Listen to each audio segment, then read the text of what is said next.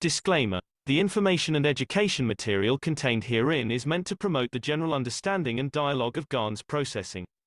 Such information is not meant or intended to serve as a substitute for a healthcare professional's clinical training, experience, or judgment. For patients and individuals, such information is not to be a substitute for professional medical, therapeutic, or healthcare advice or counseling. For medical issues or concerns, including decisions about medications and other treatments, readers, viewers, listeners should always consult their physician or, in serious cases, seek immediate assistance from emergency personnel. Prescription information, procedures, and use of medical devices information should be undertaken only by properly trained and certified medical personnel. We specifically disclaim any warranties, express or implied, including implied warranties of merchantability or fitness for a particular purpose. Such information is provided, as is, and is believed to be accurate at the time of its publishing, but it is the viewer's job to evaluate the accuracy of any information found in this presentation. Every case presented is of their own experience, applied by themselves for themselves, and it applies to their case only. Every person experiencing health problems should seek professional medical advice and consult their course of treatment with a doctor. The processes of plasma balancing described herein are a natural process which supports the body but does not replace medical advice or therapies one is already subject to.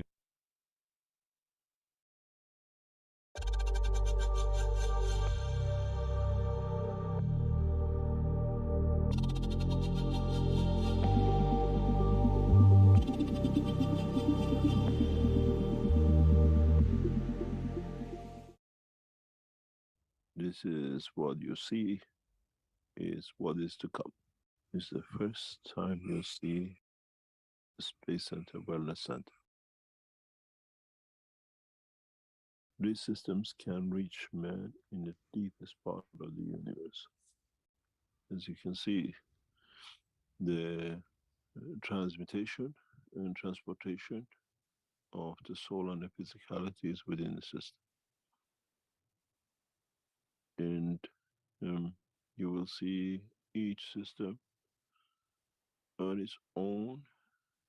It can reach all conditions of unwellness of the body of the man operated by doctors. It is part of the space program. And for the first time, we show what is to come.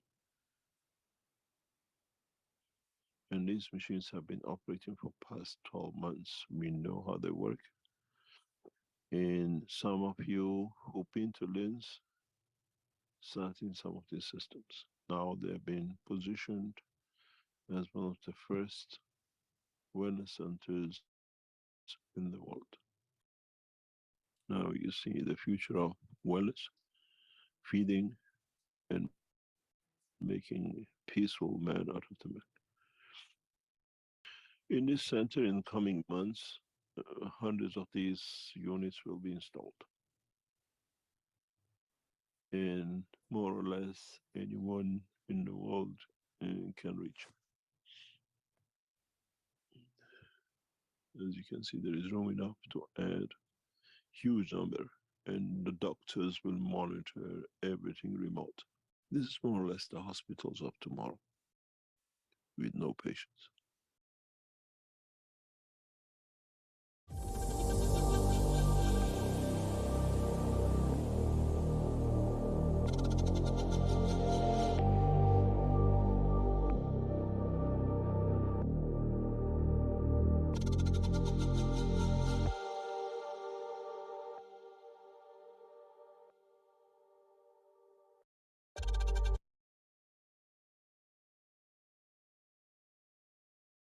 And welcome each and all to the Keshe American Knowledge Team for December 17th, 2023. This is our weekly meeting of shared knowledges, exploring the workshop, testimonials, whatever you'd like to bring.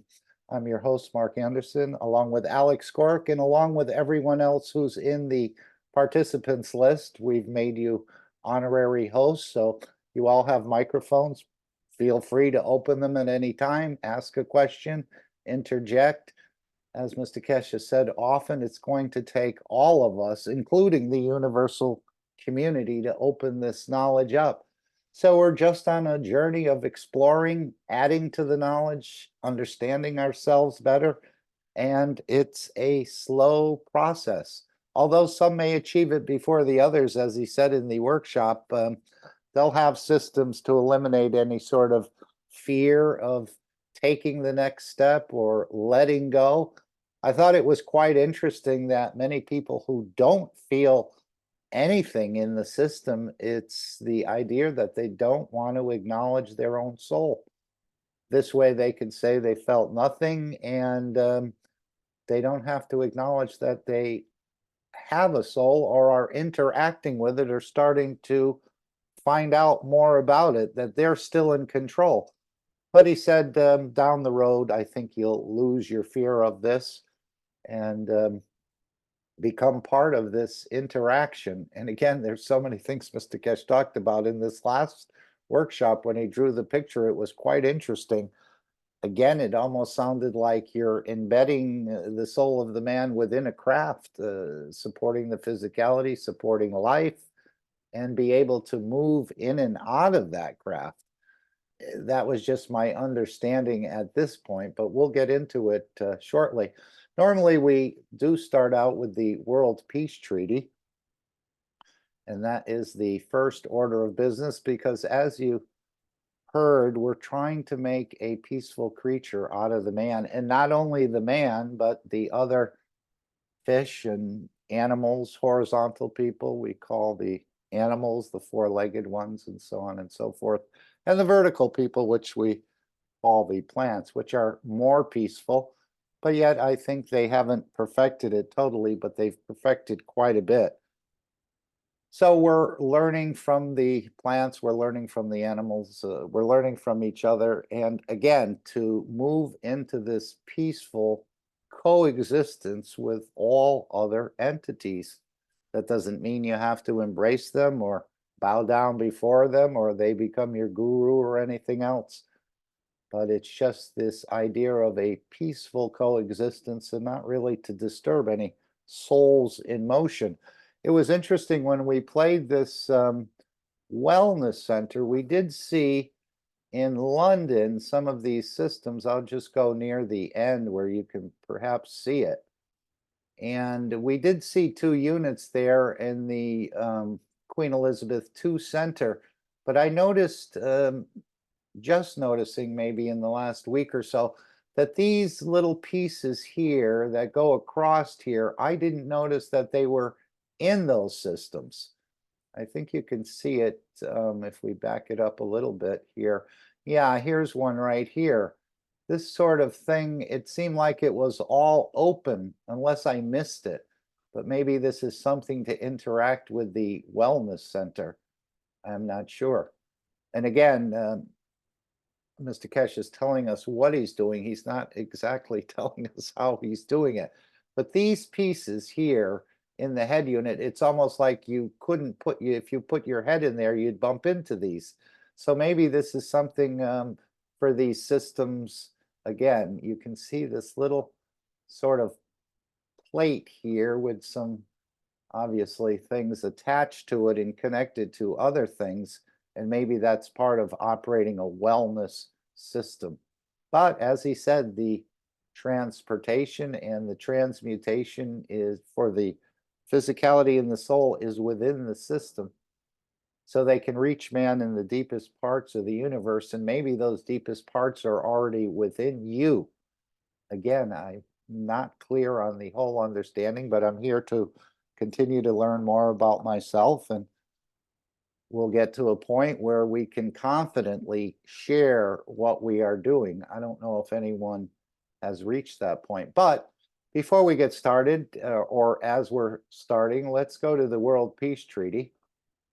Would anyone like to read the World Peace Treaty? Because this is one of the more prominent features of the foundation, as I said, is to make a peaceful creature out of the man, and perhaps out of the planet and all of the planet's inhabitants, whether it's the mosquitoes or the lions who still seem to bite and eat just like we are, but perhaps we can reduce it more and more. Irmgard.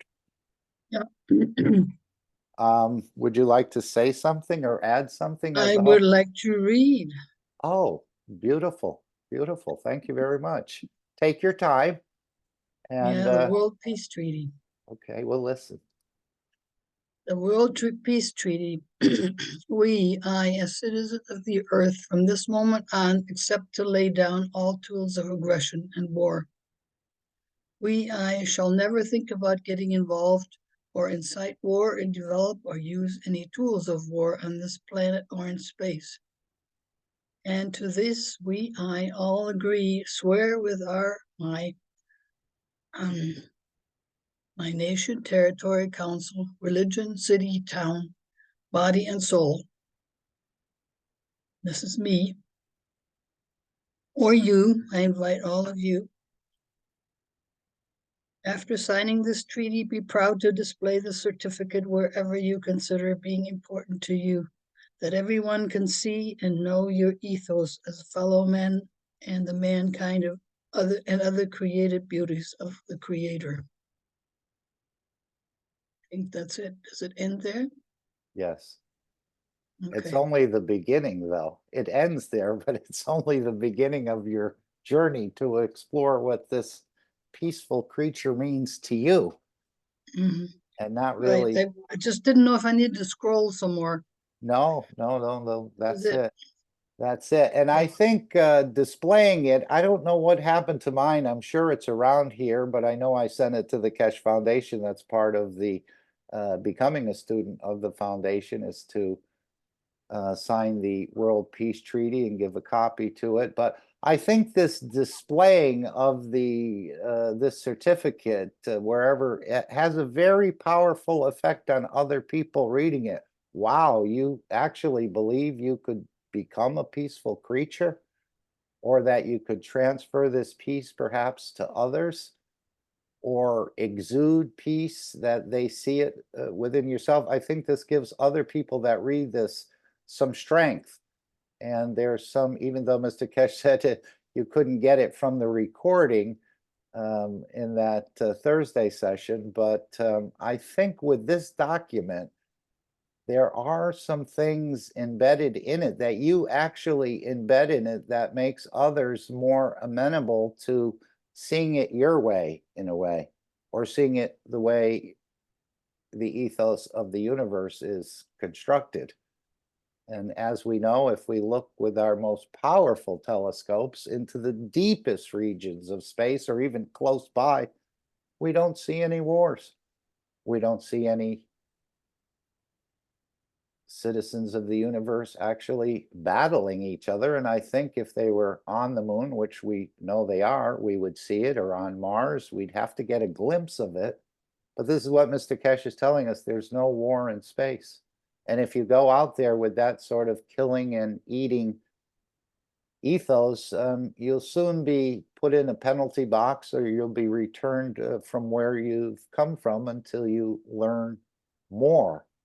Although at the same time, we hear of creatures that have died on this planet, men as well as bugs and animals and things, that their soul has moved on, and they're in the position of creating life. They've created perhaps a star over millions and millions of years, and the stars have created planets, and within those planets, life is beginning to take shape, even though it's a small part of the total existence in the universe. These new stars, these new planets from souls from this planet, again, have probably carried the wrong streak with them, as this soul has carried the wrong streak in its soul of physicality and needs correction.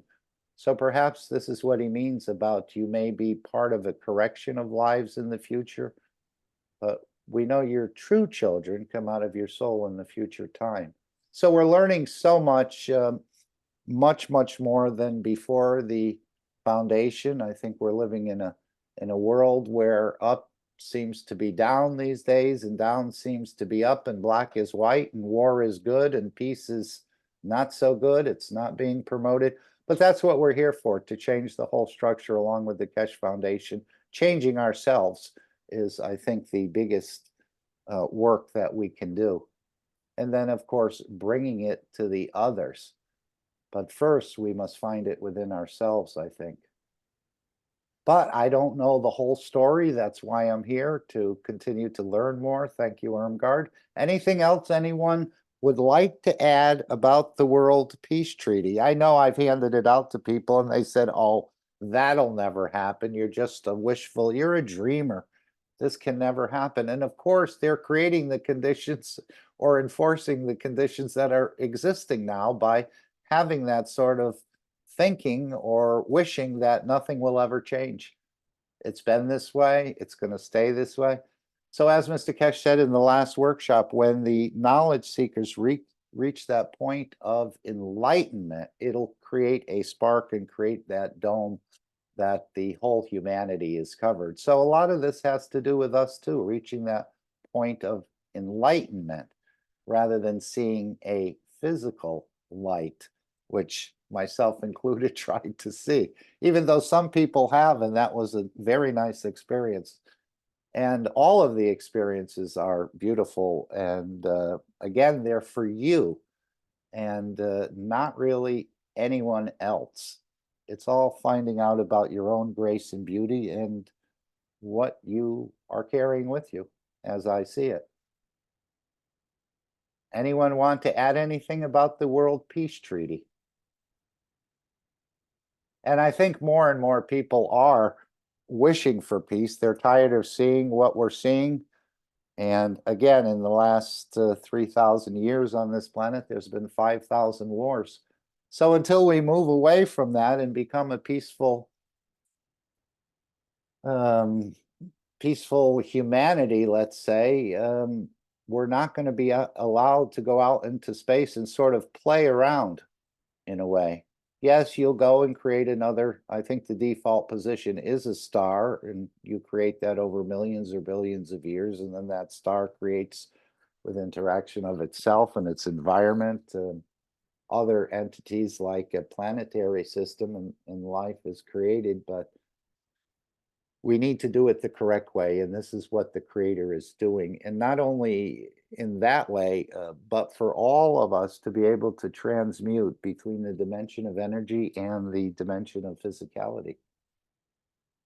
And of course, there's even more dimensions above these two dimensions, even levels above the level of creator. So there's so much more to learn, to absorb, to share.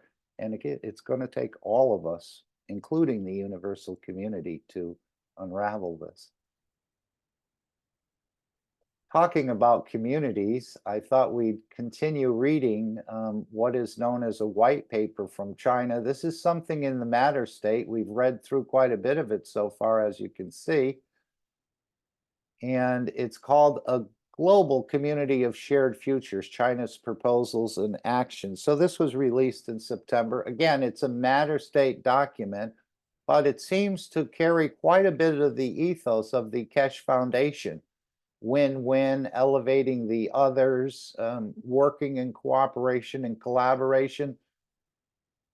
These are all beautiful points that we should continue to highlight. And so that's why I'm reading this document. So we've left off, I think, here last week. I think it's been well thought through. And it's just, again, to create a dialogue rather than immediately going to war. Let's have a discussion about where are we really going? As Mr. Keshe said, this is one of our problems. There's too much havoc on this planet. That's why we are not allowed to join the universal community till we get past this killing and eating each other. And when I say each other, I mean most people are not eating other human beings, but they are eating other people. The vertical people, which we call the plants, and the horizontal people, which are the animals. So we're being taught ways of feeding ourselves without killing and without eating, even though you'll still have the opportunity to enjoy the pleasures of dining if you'd like to. But this is the ethos we have to take into space. And as I know, we went through one of the dining with the creator sessions. Once you receive that energy, That whole idea of eating and killing something doesn't even come into your existence. I had a taste of that. I say a taste, an emotion of that in a way, or energies were put in that allowed the body, and sometimes it takes some time for these energies to settle in or for the body to accept them. But on the feeding area, I experienced it pretty much right away, definitely right away. And it lasted for 2 to 3 days. It waned, but again, just like any meal you eat in the physicality, after a number of hours, you become hungry again. So these energies that I experienced or touched me, I sort of rode them for a day, 2 days, into 3 days. And this will be what happened in the store, where you can actually dial up for some of these energies in an app, perhaps. I think this is part of the way perhaps it's going. And of course, space cities are being developed as well, I believe, on this planet. We haven't heard much about it, but these space cities will provide feeding. There won't be any grocery stores. They will provide wellness and probably connecting with the wellness system. But let's continue with this, trying to get humanity in the matter state in a way. Obviously, we need to cooperate. Promoting fine diplomatic traditions of China. Maybe we'll read 2 of them. Anyone would like to read before I start? You may take a paragraph or 2 and join in the discussion or join in the reading if you'd like. I'll read. Okay, and you just stop anytime you'd like and someone else will take over. You will have to do the scrolling. I will. Are you able to see the screen clear enough? Yeah. Okay, thank you, Ern. Over the past 70 years and more, China has made notable progress, established fine traditions, and forged a tenacious character and unique strengths in developing foreign relations. The initiative of building a global community of shared future builds on the People's Republic of China's diplomatic philosophies, strategic thinking, and traditions, and opens up new horizons for major country diplomacy with Chinese characteristics.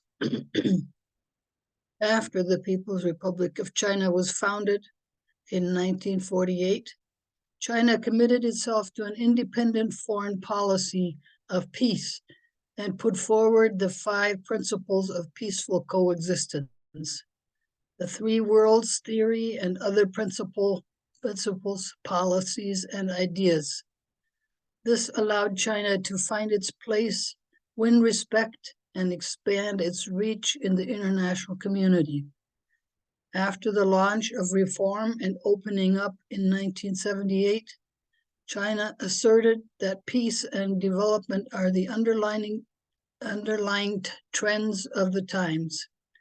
It advocated multipolarity and greater democracy in international relations, promoted a harmonious world, and achieved significant progress in China's diplomacy around the world.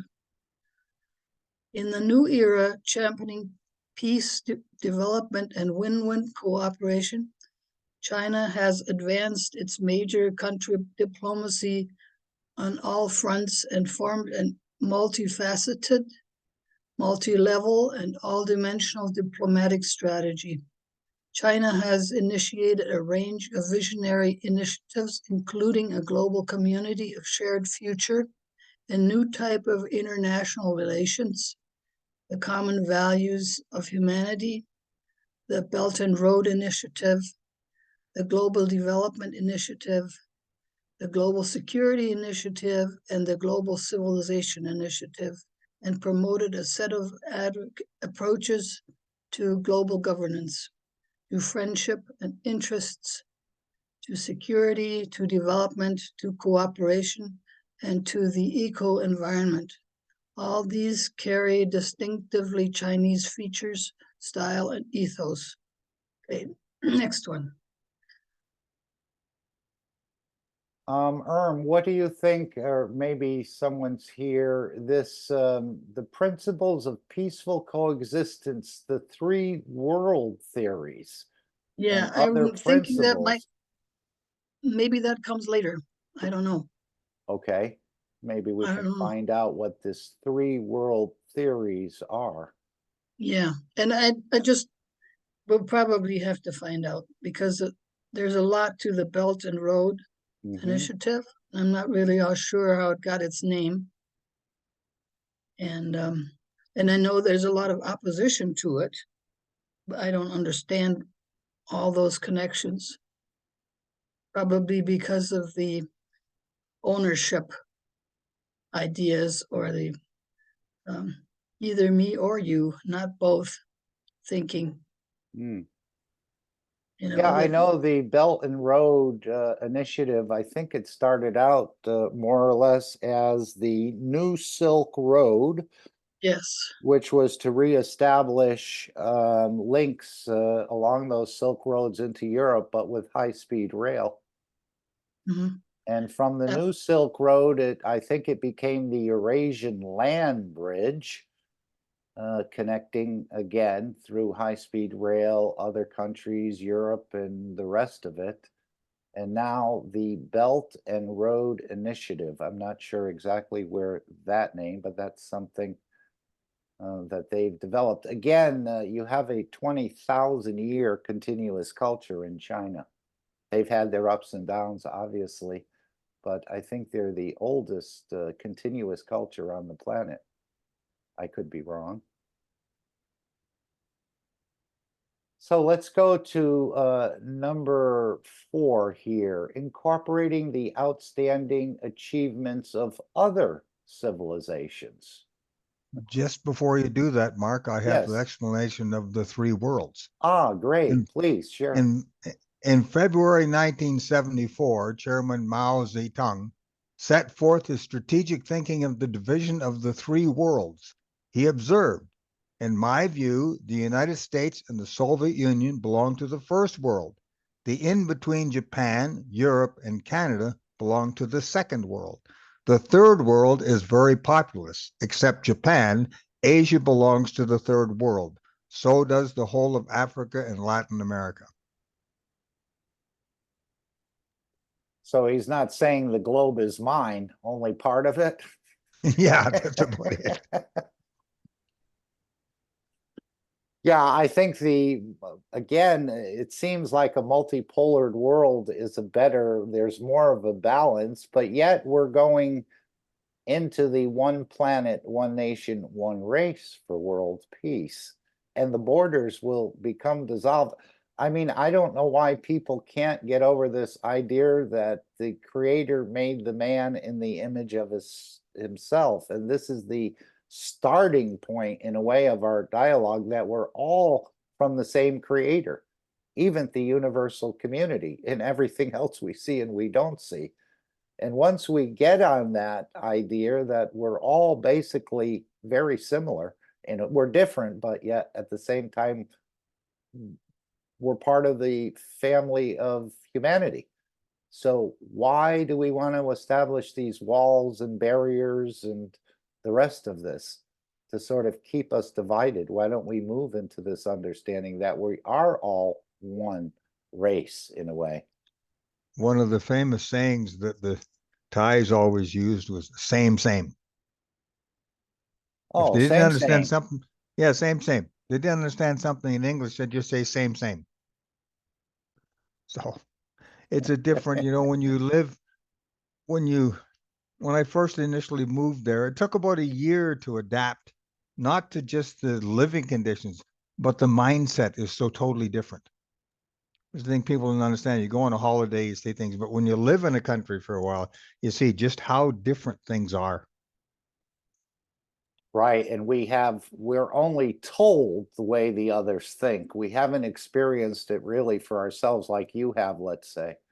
That's true. We're told how these people think and how they behave and the rest of it, but we have no idea. They're basically, I think they're similar to us.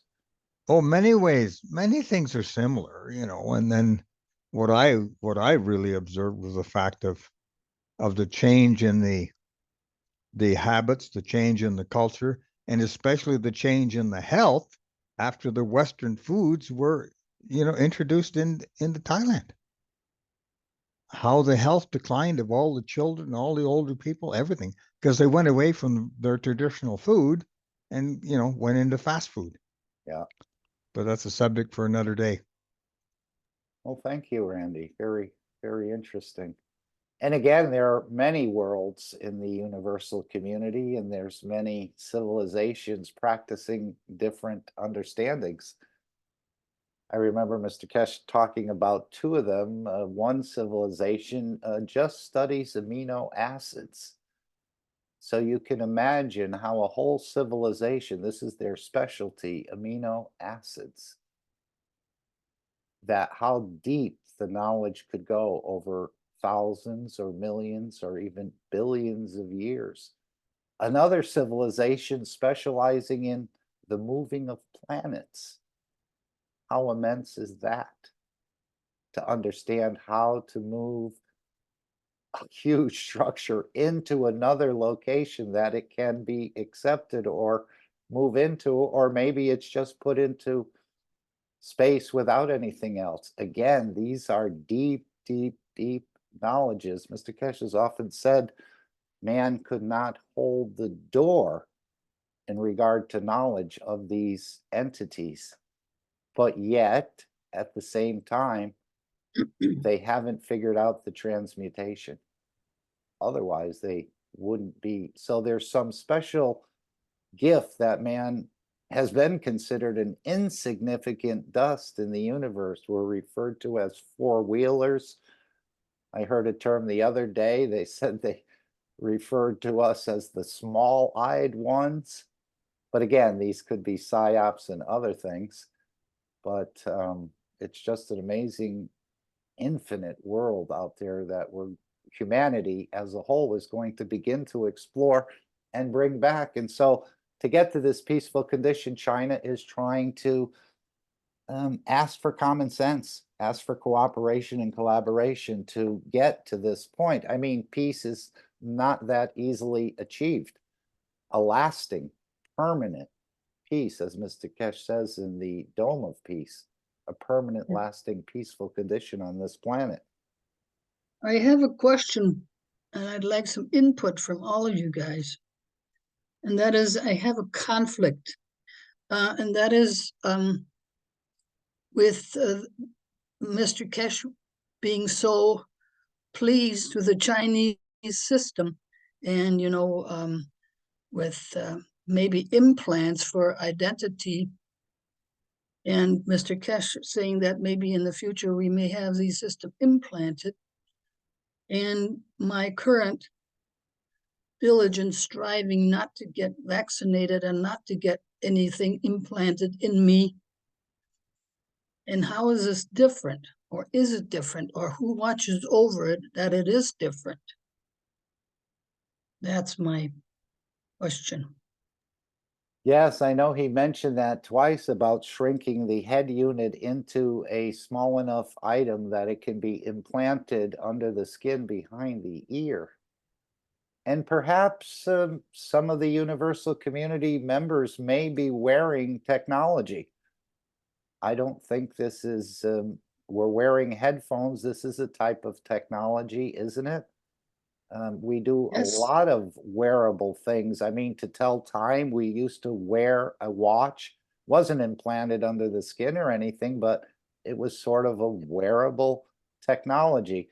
And with it implanted under the skin, you can never lose it. It's always ready at hand, as I understand it, to allow you to transport or transmute at a second's notice. In other words, it's fully charged and ready to go if you were to need that. John, I think, John, you'd like to add something. Yes, I wanted to add, because the idea is we grow into telepathy. And with telepathy, you don't need all those accessories because you're in a direct connection with the other soul. And what is your definition of telepathy? You don't have to talk. You communicate in a direct way, and you're Okay. sort of seeing right through the other person. Don't you get that impression when you're in front of Mr. Keshe? Yes, Hmm. He can see right through you. You won't be able to hide anything from him.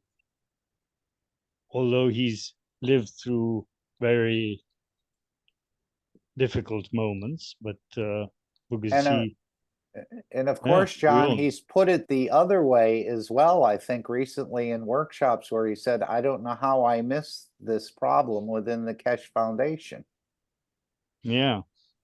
And as you're well also, I aware. hope he's not missing this in China, because politically, Mr. Xi Jinping is considered a near dictator. He gets rid of all the opposition. I don't know if you've seen into that.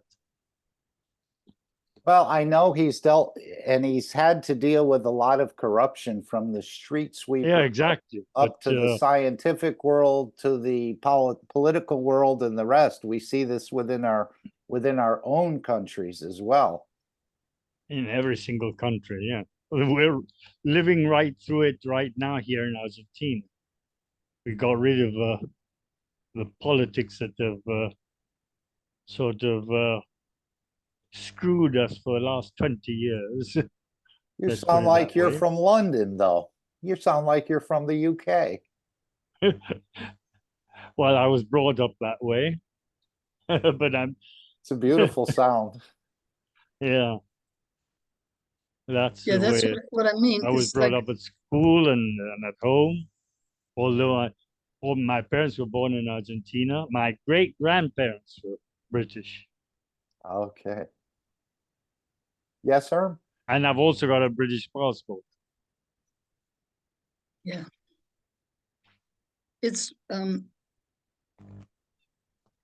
is if there's benevolent control, that's one thing, but how are we assured that there is benevolent control? Well, as Mr. Keshe said, once the soul of the man becomes elevated, we already know what to do, but we haven't been able to do it. And once we get to that point, there won't be a need for prisons, for court systems, for incarceration, and the rest of it, because everyone will be well behaved. We haven't gotten there yet, but this is the point. And perhaps it'll be demonstrated in these new space cities where everyone has that peaceful demeanor. They're not killing because they're absorbing their energies through the atmosphere or through perhaps headphones. Transportation is not a problem. Working is also not a problem. You'll do what you enjoy doing. So this change is coming. Again, it may not be instantaneous, but it's probably a process that we have to go through. And I know we're all anxious for a wave of the magic wand, but it's us who have to learn it. And as he said in the last workshop, once the knowledge seekers reach that point of enlightenment, it'll be like a spark to cover the entire humanity. Randy, did you want to jump in here or add to Yes, in the yes, discussion? I think the thing with a lot of these things is we only know one side of the story. Ah, like a divorce. Exactly. We only know one side of the story. We don't know what's going on in the meeting rooms behind the scenes, so to speak. It's just like the ambassadors after the London conference, they formed their own groups. So that's exciting. But what did they discuss? We didn't hear that. All we heard was they got together. So that's a plus. But we don't know what happened in the thing. So the thing with any sort of reporting from the mainstream news is we only hear the negative side. We don't hear any positive things.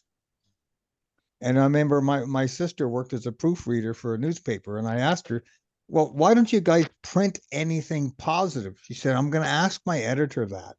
And she said, he told me positive things don't sell newspapers. So, That's we typical. have, yeah, exactly. That's typical. And I said to her, I said, what you have to do when you read all these things is just correct the mistakes and to get emotionally involved in what you're reading. And I think that is the biggest thing that people have to learn is, you know, you can have the compassion and the empathy for what's going on, but don't allow that negative emotion to impact you, because it will impact your health.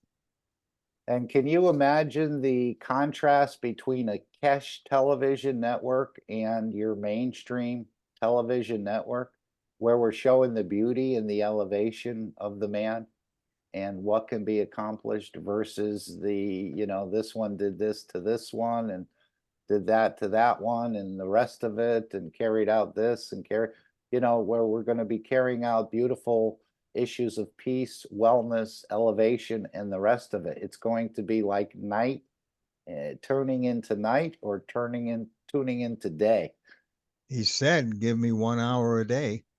for a week. I've lived through that already also, because I've had a broadcasting station for 32 years, and I've never received a dime from politics. And kept that going from my own pocket and tried to sort of educate the listeners, but it's pretty difficult. Yes, but at the same time, I think Mr. Keshe and the people that are listening to him are becoming well seasoned to handle this project, let's say. And as he said, this is not a day job. It's not like putting the turkey in at 1 and it's done by 5 and you're ready to consume it. This is a longer term process. So we're very impatient, I know, myself included, but we have to realize that we have to go through a process. Otherwise, he said, if we do it for you, we won't get it in 1 generation or 2 generations. Even with the advanced technology being shared with us, we'll go right back to the same condition.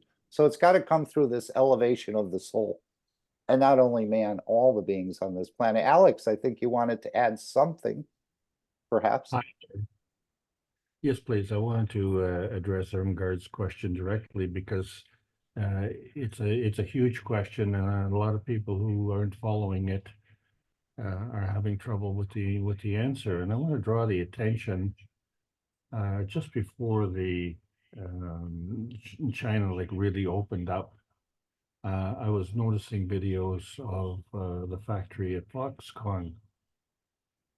Foxconn was is an OEM manufacturer, and the majority of Apple products were made there prior to the acceleration of the sanctions against the semiconductor industry going into China.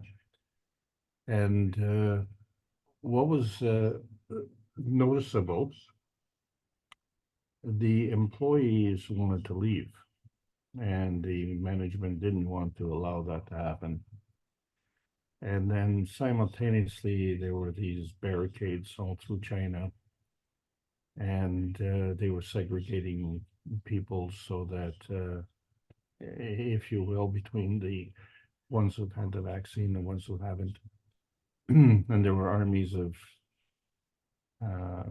people who were dressed in white overalls and hoods and everything, as is they were in a sanitary room, and of course their job was to corral the people and then do the tests and then do the injections as well. And so this was a very okay. Someone's asked me to increase the volume. How's my volume, Mark? I think it's good, soft, beautiful, and good. Okay, well, so Oh, I see why that particular individual is driving, and there can be a lot of background noise when you're driving, even though you have the headphones on. That's probably why, Alex. okay, I'll just raise the volume a little bit more. How's that? It's perfect. Okay, so The point being is that the population was being oppressed, and it was a very, very difficult situation because the employees they were more preoccupied with escaping than they were in working. And the thing was that they realized that some people who were ending a shift, they wanted to leave and they couldn't leave. And so this was disconcerting to the point where everybody kind of got wind of this, and then they all decided to leave. But they couldn't leave through the doors, so a lot of them climbed out the windows. And if you watch these videos, it was alarming because it was kind of representative of the kind of oppression that we here in the West view as China being a very oppressive country. But suddenly something happened within almost 24 hours where the barricades came down and the people who were dressed in the white overalls were being arrested.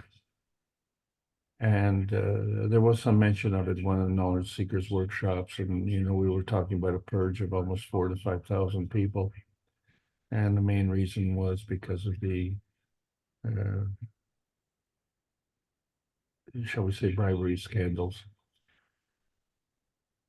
So I wanted to see how was the society really affected, and what was the motivation. So I was kind of alarmed because to me, the factory was kind of working irresponsibly. And one of the things that bothered me about the lockdown here was that many companies were in the business of enforcing the government's rules. Most businesses are in the business of looking after their business, and that's a full deck. So we don't need to, do the work of the government. There's many people who are well paid to do that. So I couldn't understand why Foxconn, who was very preoccupied with the manufacture of the Apple computers and then looking after the staff, and we're talking about hundreds of thousands of employees, why they were in this business of oppressing their employees. And I thought that very counterproductive. So now we look at the months down the road, and what we see is that Foxconn was owned by a gentleman who is now under investigation. Mm-hmm. And of course, to evade the investigation, he's running for political office in Taiwan. He's Taiwanese, operating in China. And his attitude, apparently, was that he was he was Taiwan's gift to China. Because he was creating an awful lot of employment. But, over the decades, he has accumulated an enormous amount of wealth. And of course, it brought Apple to the position through that manufacturing process that he took care of, brought Apple to its stature around the world. But since August, things have changed. And I was wondering how long it would take for, as I say, what goes around comes around, and how long it would take for this to come back to Foxconn. And at the same time, they decided to close the factories in China and open up the factories in India, and which had its own set of repercussions, and you can follow that on, the various channels. The point that I want to make is that the attitude of the Chinese was for the benefit of their people, and has always been that, but there was some kind of internal opposition, and that internal opposition was purged. So now we have a totally different attitude. Well, that understanding of that attitude has not transferred to the average Western person.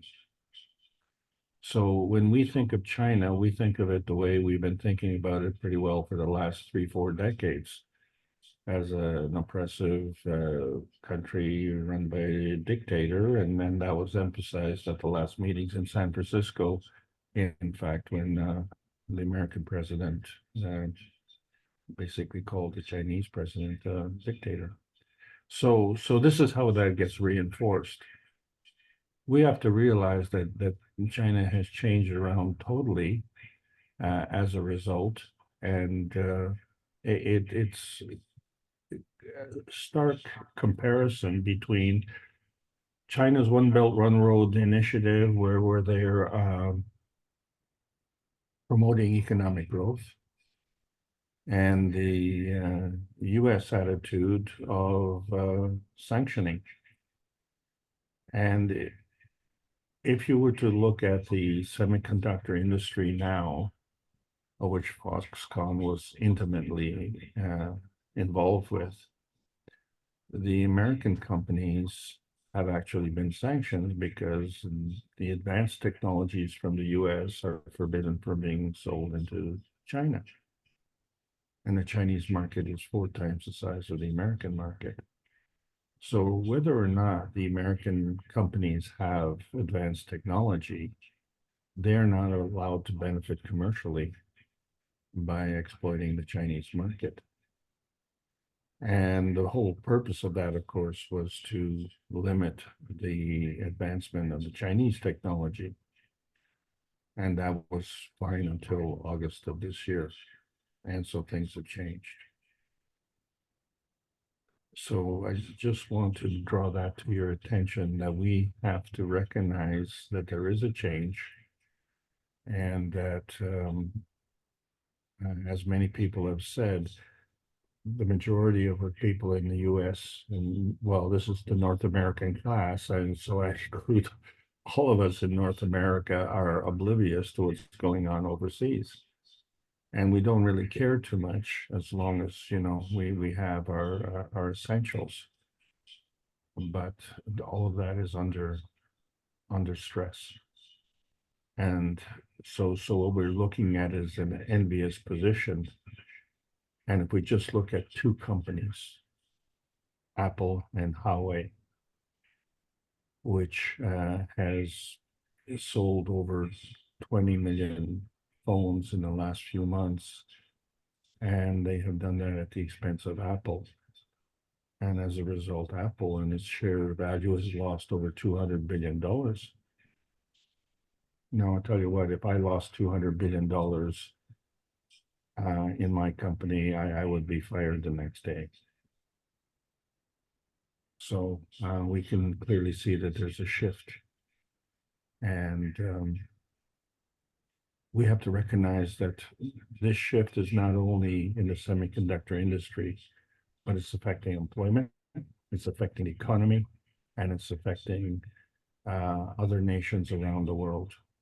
You're looking at 95% collapse of the semiconductor industry in Korea. You're looking at 80% collapse of the automotive industry in Korea. This is shocking. So we're talking about thousands and thousands of people being unemployed, and you understand how that affects the economy. And so you just have to look at how the governments are running things, and you see who is doing things to create employment, to improve the economy, and those who are interested in suppressing. So I hope that throws some light on it. You're going to have to do some research to bone up on all of this, these changes. But what is stark is that this has all happened within the last year. So things are not the same. And just like with the foundation, we're in the post-November the 11th era of 2023, and things are not the same. Back to you, Mark. Thanks very much. Thank you. Yes, thank you very much, Alex. I think you left off here, right? Practicing true multiculturalism. Isn't that where you left off, Erm? I'm pretty sure. Yes, number 4. Number 4, correct? And again, there's a huge job when you have so many people in China involved in corruption. I mean, and one or two people want to get rid of it, you're facing a lot of opposition. But President Xi has managed to sail his way through some of these things. And it's not an easy job, but they've brought hundreds of millions of people out of poverty by doing these infrastructure projects, building things for the nation to use, for the people to use. And obviously business benefits from it as well.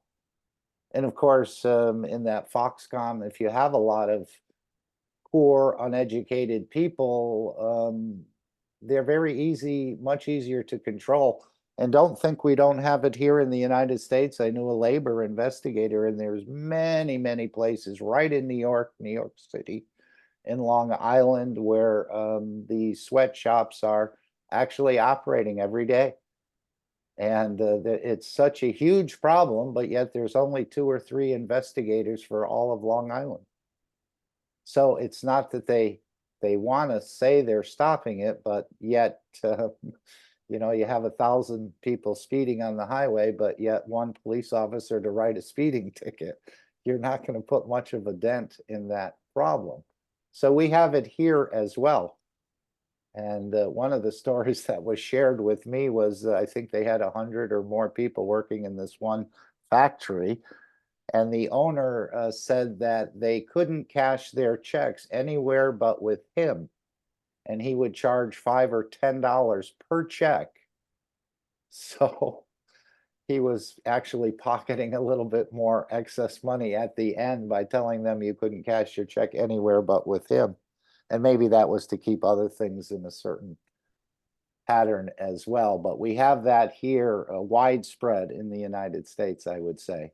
Not the majority of the workers, but there are plenty of places where people are being abused in a very similar manner. So If I we're may not. Yes, go ahead. Well, I was trying to elaborate on the demographic changes. And one of the demographic changes in the US is the exodus of wealth. And you mentioned New York. I think New York is number 2, and I think Chicago, Illinois is number 1. What we're talking about is the exodus of millionaires. So they can afford to leave, and you have to question as to why they want to leave.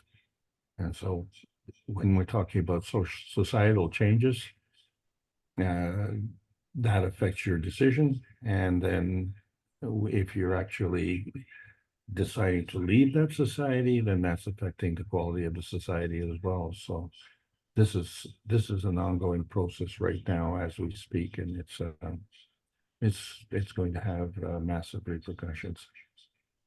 Right. And if you can feed yourself, if you can create wellness and energy for yourself and transmutation, you don't really need much. As Mr. Keshe said, once you learn this and you're not being treated properly in certain places, you can change your map location. And this would be a draining of the population of whatever country is not practicing good ethos, let's say, towards the people. So this is all going to come into play. I don't know how it's going to shake out, but it's going to shake out into the one planet, one nation, and one race. This is the end result, which is only another step to the beginning of our interactions with the universal community, as I understand it.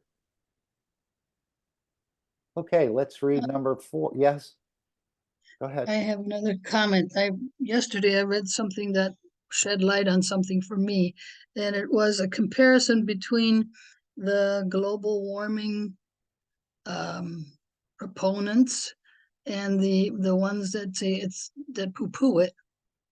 And the question is, what is it that they want? And they analyzed what they wanted in the ones that don't want any changes. They just want things to continue going the way they are. And the ones that want to change things appear not to truly want to change things, as they just shift from one resource to another, and it doesn't really change the effect. Like if you eat meat or if you eat tofu, tofu production still makes a lot of CO2.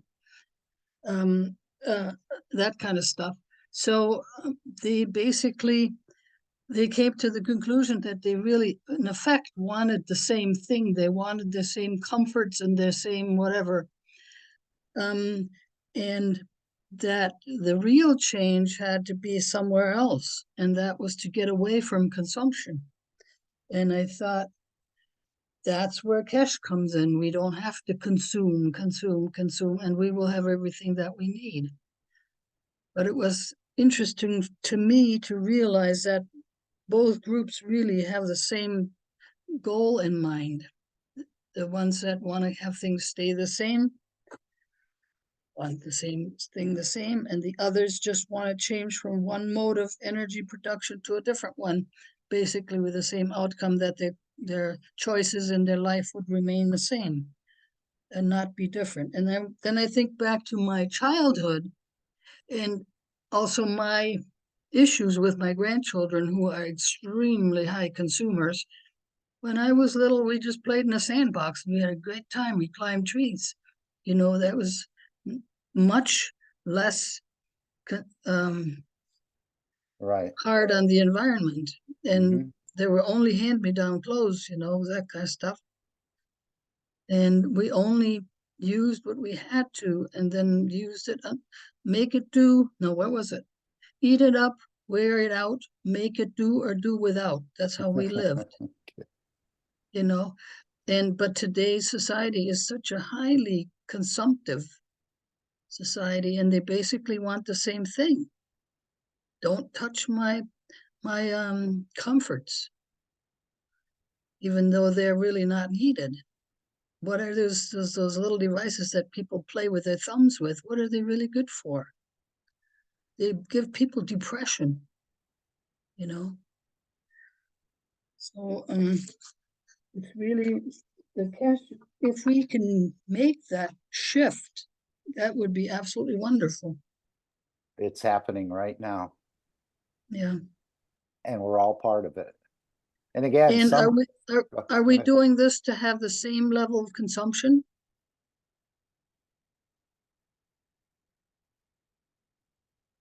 Do we just want free electric so we can not have to pay for the same consumption?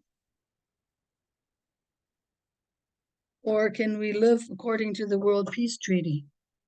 Well, if you can create the same things out of the fields of the universe, you wouldn't be consuming much, would you? If you take your No, but energy and your no, food, right, that's true. you would That's not be true. consuming much. And it seems there's just, in a way, two groups. One wants to eliminate the members of the nursery, and the other wants to seem to be continuing on the same path, let's say. So Yeah. we don't want to destroy the nursery. This is one of the, not the only one, but one of the nurseries of souls in the universe. And of course, we need more. I think Elon Musk and some of the others are saying we do need many, many more people. Mr. Keshe said that very often. If we're going to colonize space, we're going to need 50, 100 billion more people on this planet. But if you can create things without taking from the planet or taking from other entities, travel without burning fuel, I think this will be a huge reduction in consumption of raw materials.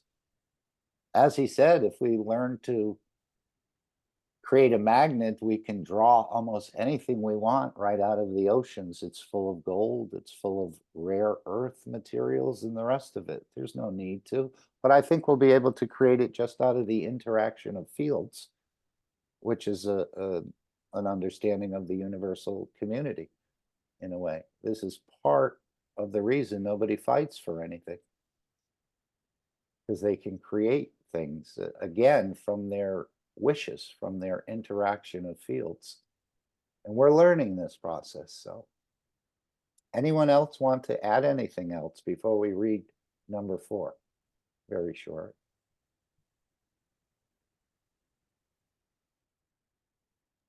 Building a global community of shared future requires, oh, we read that one, did we? No, did we? No, we didn't. Okay, building a global community, let's see, practicing true multilateralism. Building a global community of shared future requires practicing true multilateralism. Building cliques in the name of materialism is no more than bloc politics. Seeking supremacy in the name of multilateralism is still unilateral thinking. Selective multilateralism is practicing double standard. The world should be fair and free from domineering practices. China opposes all forms of unilateralism and the formation of camps and exclusive cliques targeting specific countries, and opposes actions that undermine the international order, create a new Cold War, or stoke ideological confrontation in the name of so-called rules-based order. Anybody understand this?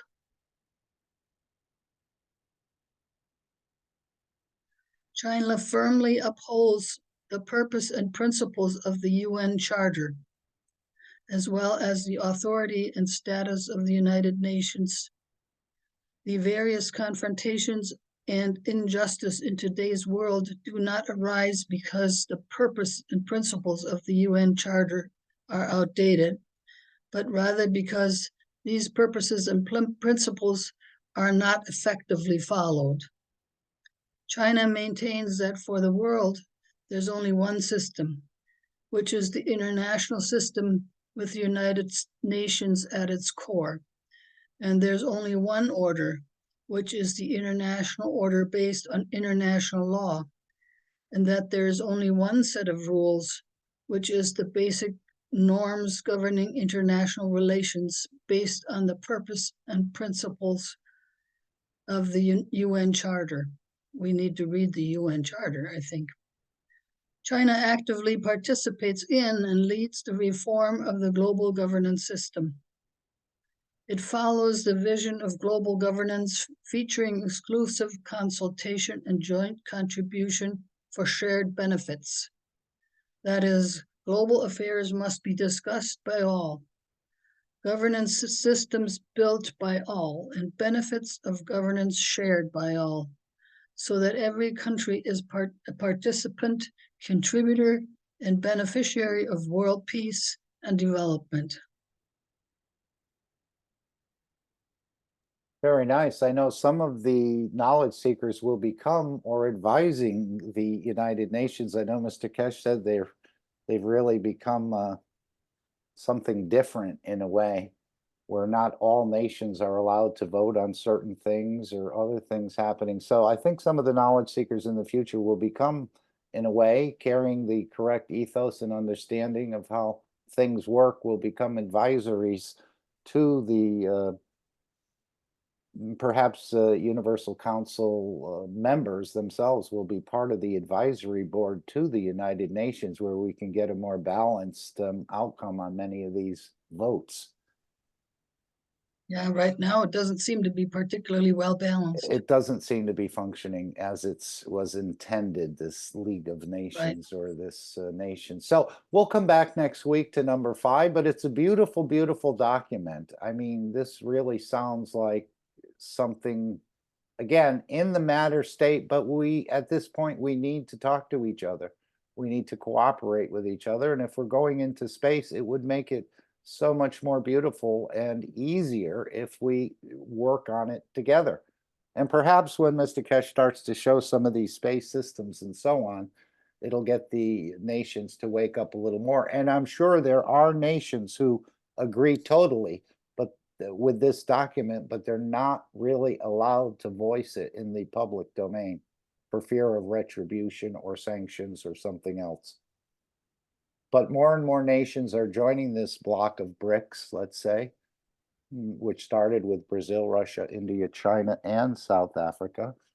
So more and more nations are coming into this, and this will be sort of their governing, in a way, understanding of how we operate, which is much different than the way we have operated, chasing after resources, trying to take them from other countries, not paying them, as we saw with France and Africa and the rest of it. They're paying, but pretty low prices. So all of this is going to get equaled out. And again, if you can create materials out of the fields of the universe, what are we fighting for? This will come to an end. Thank you, Erm.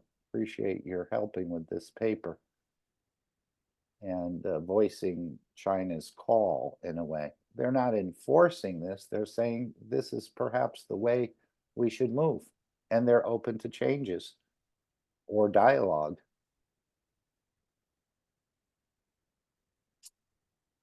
Okay. Since, as we said, the workshop is so short, we may just play the entire workshop. But before we do, the event coming up on the 22nd, which is Meeting the Soul of the Lover, is open to all.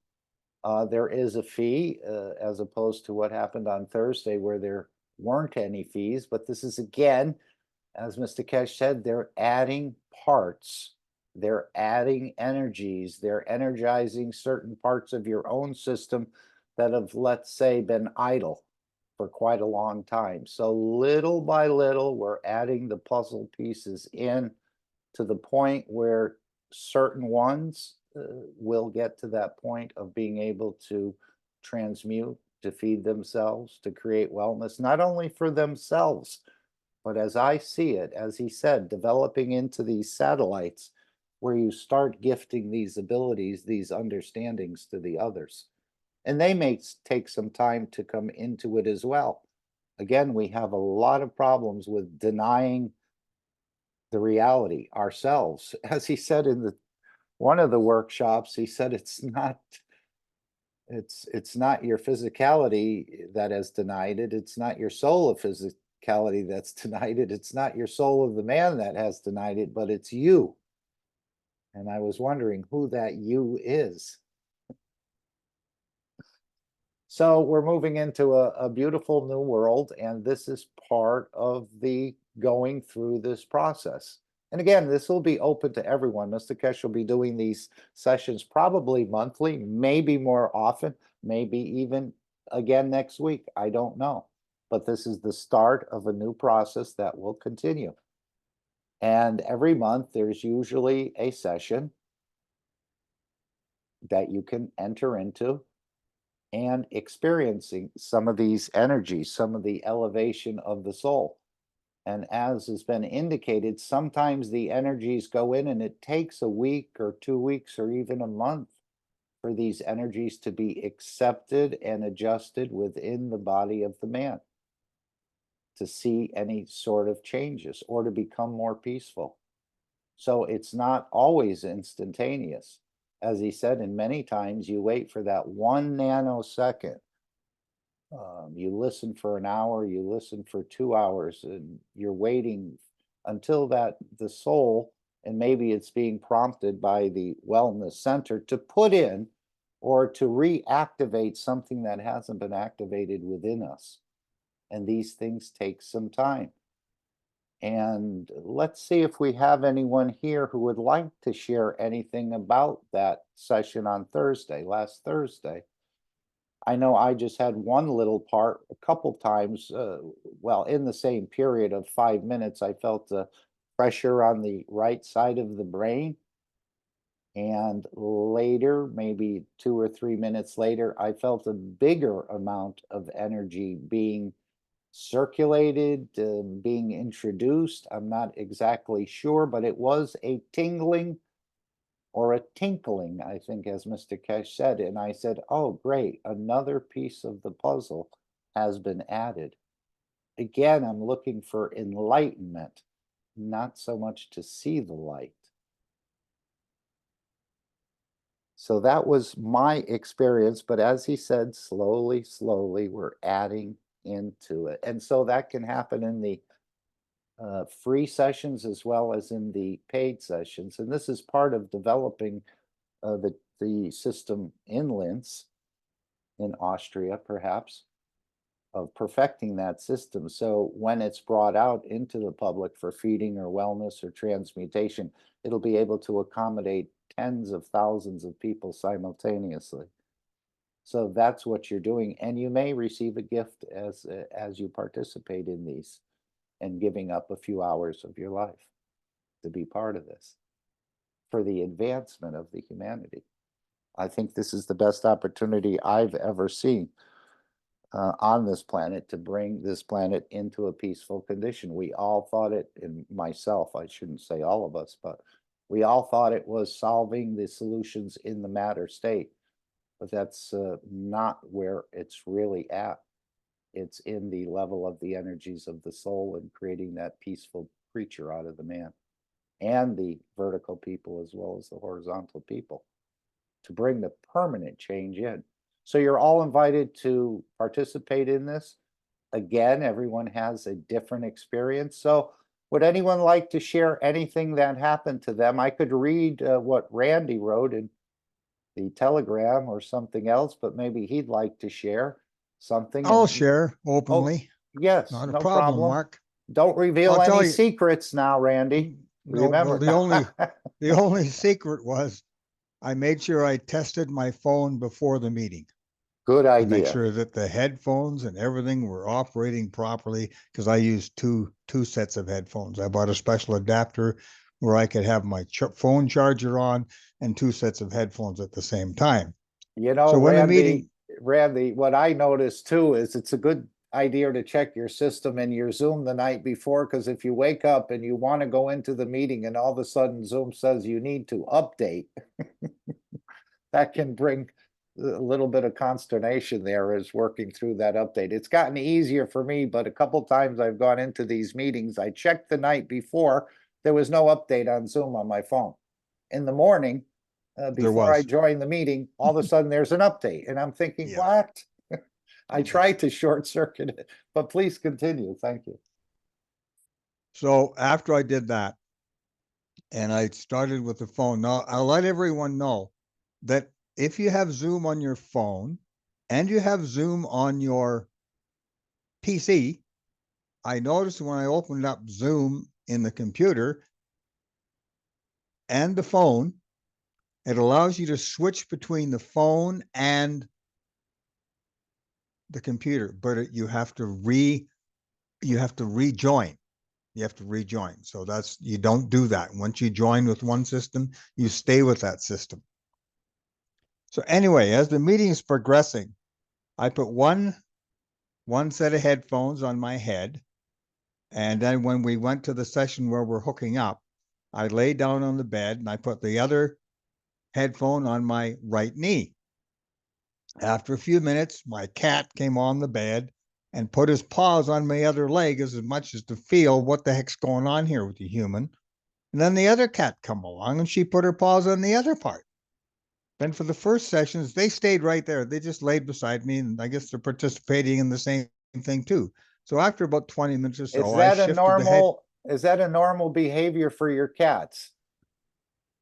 At nighttime when I'm sleeping, yes, they'll sleep beside me. But but they must have sensed the energy, because my eyes are open and they jumped on the bed right away, like up there, and their eyes were wide open. I want to Like be they're not part ready. of this.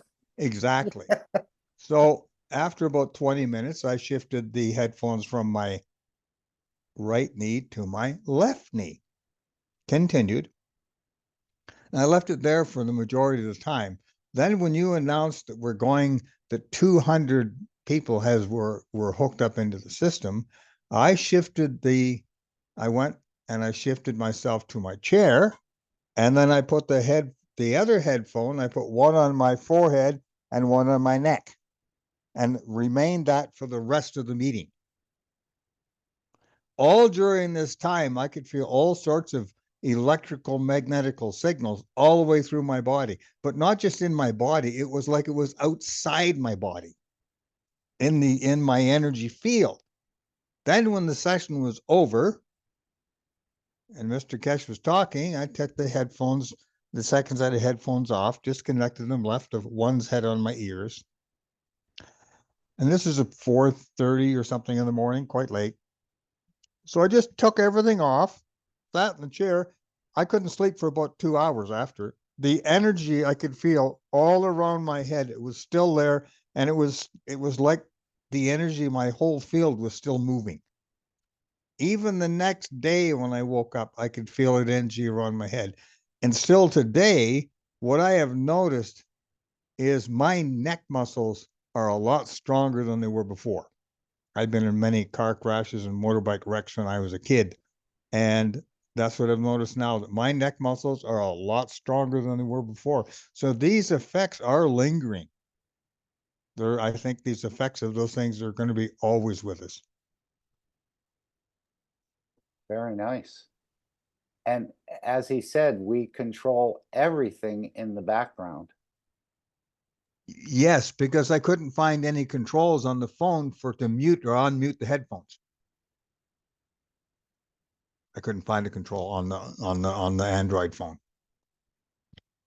But it always showed the icon of the headphone and the microphone. So Well, that's a beautiful sharing. Thank you very thank you. much. You're welcome. Anyone else want to add anything to this? Of their experience of what they experienced?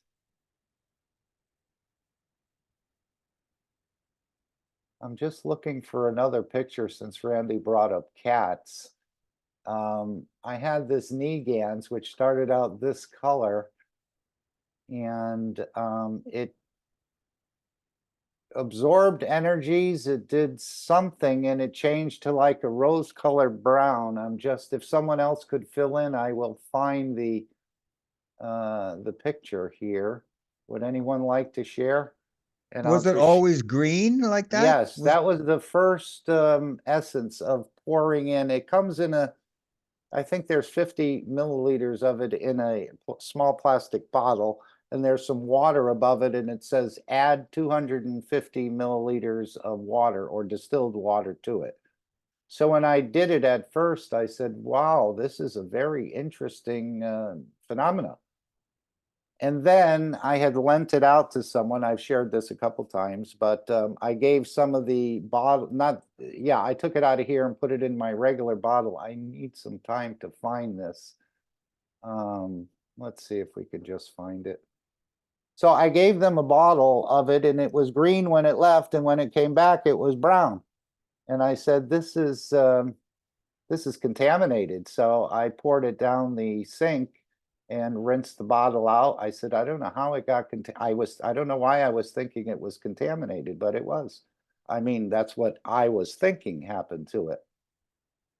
And then in the workshop before last, Mr. Keshe said he had some sort of habit of putting ganses on top of the refrigerator, and that's where this has been. And when I looked at it the next time I went to use it, maybe a week later, even though it's on the refrigerator, I wasn't paying quite attention to it. And it had changed from a green to a brown, like a rose-colored brown. And let's see here. Yeah, here it is. Let me just bring it up. We'll just try to shrink this down a little bit. So I was wondering, I was thinking, what has happened to this product? Now, I didn't make this. Mr. Keshe made this product. He said he's the only one that knows how to make it. It's for rebuilding cartilage on the knees, even though I didn't have a problem with the knees or the joints. I figured I would do a maintenance on them. So it changed from this color to this color. And he said in the 515 how he had a habit of putting ganses on refrigerators. Freezers. There's a lot of energies there, and they're interacting, and he said it'll change from blue to white to another color. So this is the first time I've ever had a GANS change color on me. And I was wondering for about 2 weeks why, and then Mr. Keshe brought up in the workshop that he puts it on the refrigerator and they change colors. And so I had the same experience, which I thought was unusual. Now, what's happening is one of my cats wants to sleep up here now and has never done that before. As I said, I misted the cat, it got off, but then it jumped back up there. almost like it wanted to be next to, not when it was green, but when it was this color. I call it a rose kind of brownish color. And the cat has been sort of sleeping there. I don't know why.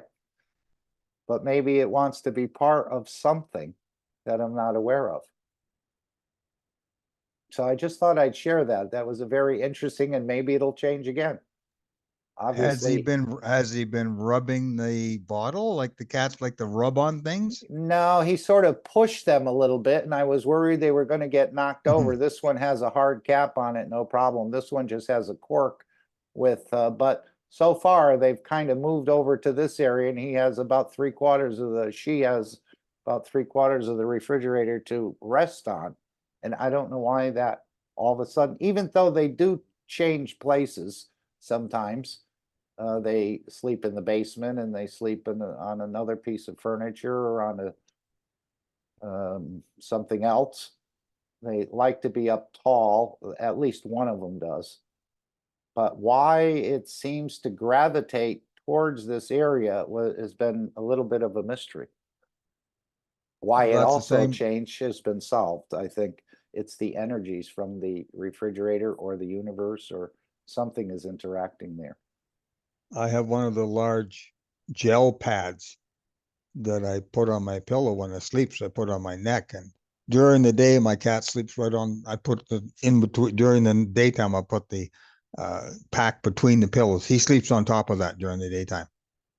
So they're real sensitive to energy. Mm-hmm. Mm-hmm. So it So must bring some kind of a peace or something toward for them.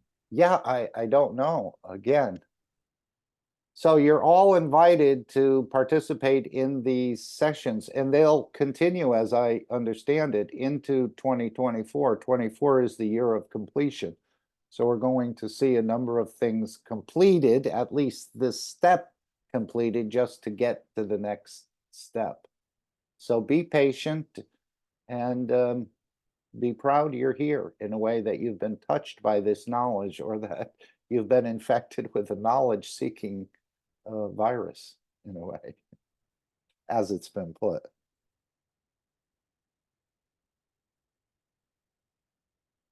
And you can sign up for that on the Keshe website. Simply add it to your cart, set it up, and experience. As he said, it's for the knowledge seekers to start feeling emotions, to start feeling some of these sensations are part of the elevation of the soul. So you're all invited to participate in this. And I think it's been a very good experience, something different in a way. As he said, for the other workshops, you've never experienced any of this tingling or sensations. All of a sudden you are. So these are the energies that, again, and everyone seems to have a slightly different experience. Would anyone else like to share anything so the others can understand? Most of the time you're just listening, and the microphone opening and closing is controlled by the operators of the system and what they're receiving back as feedback. But this is about, and of course Mitra's birthday is coming up. Always thought of Mitra as an entity, but at one point Mr. Keshe said this is not, Mitra is not an entity. I think it's that interaction of fields, which is Mitra, which spreads the beauty of the creation as it gives and divides and decays and transmutes into different energies. This is the giving from the creator, perhaps. And even the love of Mitra that she shows towards the creator could not even happen unless the creator first gave the love that she gives to the creator, unless the creator first gave the love to Mitra. So this is what you'll be experiencing, and as he said, we'll hear it in the workshop. Maybe we should just play it. It's about 35 minutes, so Alex will probably finish about in 30 minutes or so, hopefully, unless you want to come in now. But I thought we'd play the entire workshop.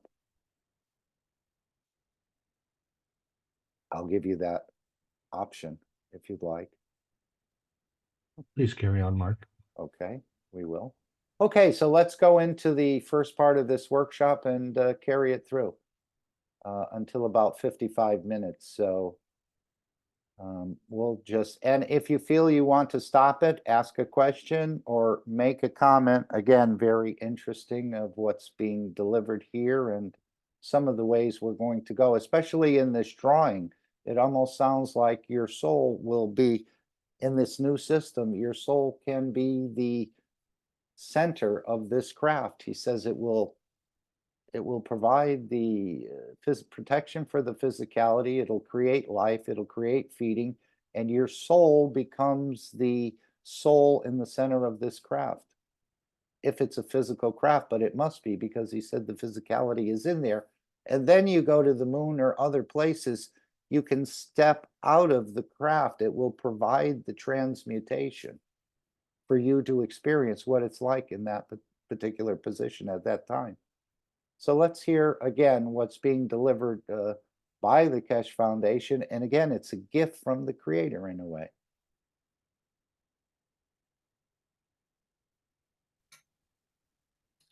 Hello, everyone, and welcome to the 516th Knowledge Seekers Workshop here on Thursday, December 14th, 2023. This is a broadcast of the Keshe Foundation Spaceship Institute Education Department and part of the public teachings in English. My name is Rick Crammond, and I'll be host once again in this weekly series of workshops.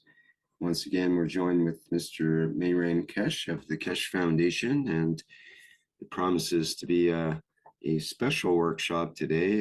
In the second half, we'll be having the special program that's been mentioned before by Mr. Keshe, and I'll let him explain what's going on in this workshop and how it will be different. Hello, Mr. Keshe. Are you ready to proceed? Yes, thank you very much. Good morning, good day to you, as usual. Wherever and whenever you listen to this series of knowledge seekers from Keshe Foundation Spaceship Institute, we welcome you back to one of the most special sessions of the Keshe Foundation in trying to bring the first series of connecting thousands of people and millions of people in the future through the same structure. As usual, the first part of the teaching section will be as it is. And after the break, we all connect into one common system. The reason is that many people will come in later on, and we allow everybody to be in who wants to be, and we'll see what will come out. We don't tell you what to expect, what to be, but we leave it to you when we start in the second session, how you feel, what you receive, and how your emotion and your thoughts will be. This session will be for about half an hour to an hour, absolute silence. We control everything in the background, and as usual, we try to silence those who make noise, and we don't turn you back on. We don't let you to be switched back on. So we cut the noise out. Be careful, there is no noise, because once we cut you out, the circle of this process between you and the system finishes. And that was interesting. We only thought if you were in a Zoom session, would you complete this process of communication to you and you communicating back to the system. But here he says it doesn't matter. The circle of this process between you and the system finishes if you're out of the system. So it didn't matter whether you were on YouTube or live stream or in Zoom. The circle is completed, even though the system seems to be, they may have developed a new method of doing this.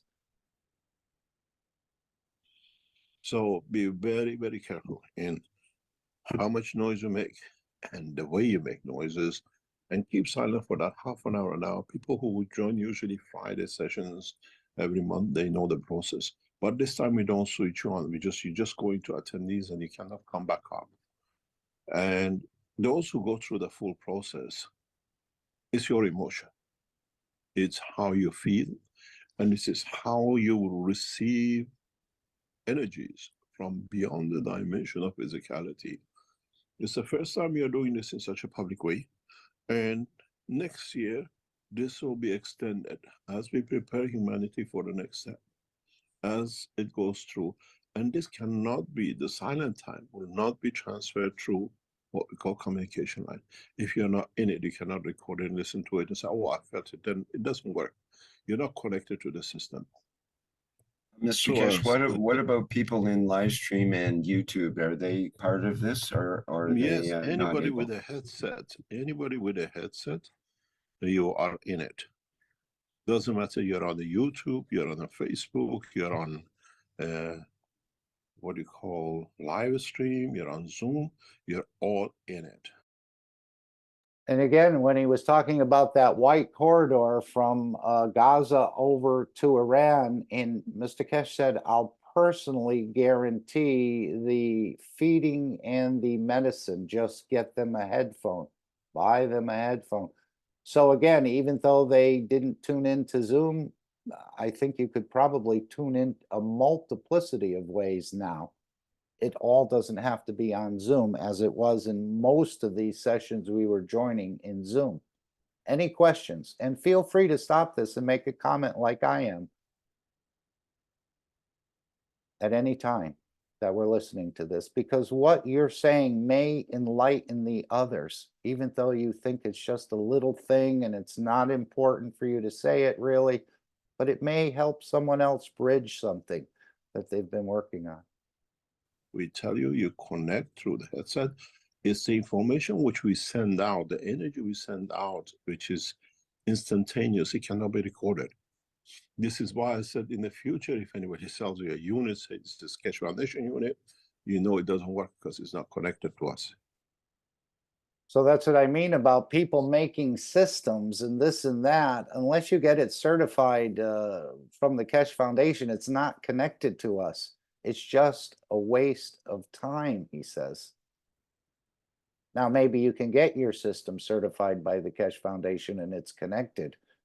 That's why I said in the future, if anyone sells you a unit, it's the Keshe Foundation unit, you know it doesn't work because it's not connected to us.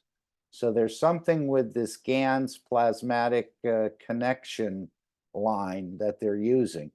So remember that when you're looking in the market and you're seeing devices, if it's not connected to the Keshe Foundation, then it's a waste of time. It's just waste of time. One Anyway, other quick we question, learn it. Mr. Yes. Keshe. Can people with metal implants attend today and No also on the problem. 22nd? It's not a problem. No Thank problem. No problem. It's just if you don't feel good, just disconnect, take the headphones off and switch the program up till we come back when you can come back on. This is our advice to you. If you're anywhere in a position, if you have a pacemaker or whatever, you don't feel good, immediately take the headphones off and switch off from the teaching and join an hour later when there is no more communication. We learn slowly, and as I said, this is the beginning of a cycle that will bring into and what we call the promised communication, that the earth and the man and the soul of the man will become one.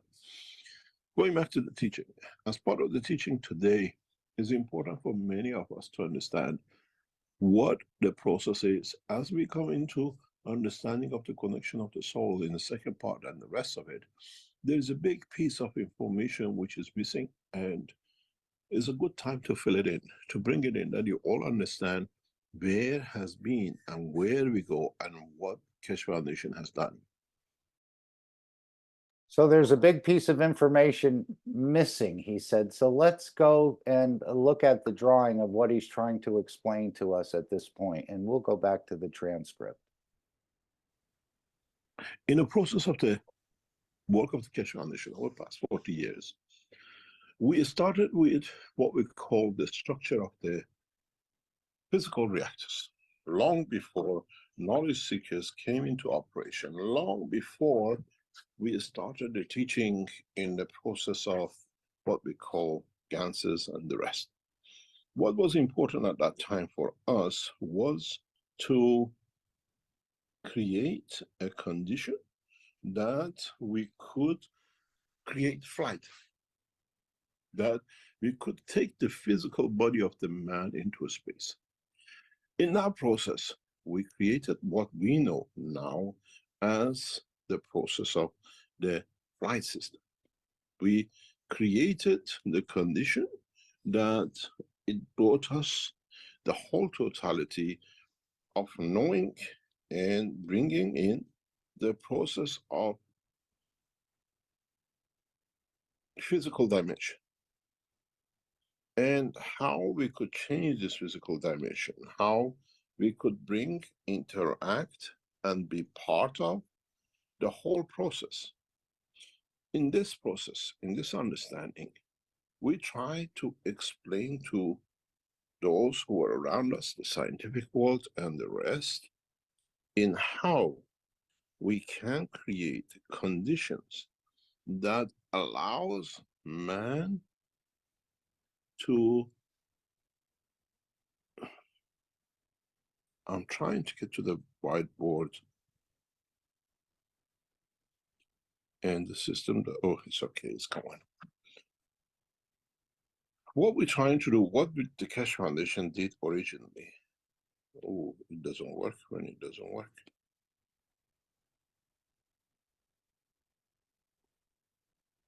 Okay.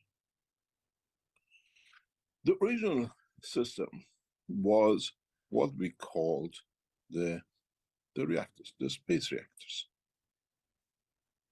In these space reactors, we use specific materials to create lift and motion. In that process, we came to understand what we need to create distance, what we need to create, in a way, new dimensions of work that it allows us to make man travel up the space. We made copy of the Earth. We made copy of the dimension of Earth, any celestial object, where we created the what we call the double core system and the rest.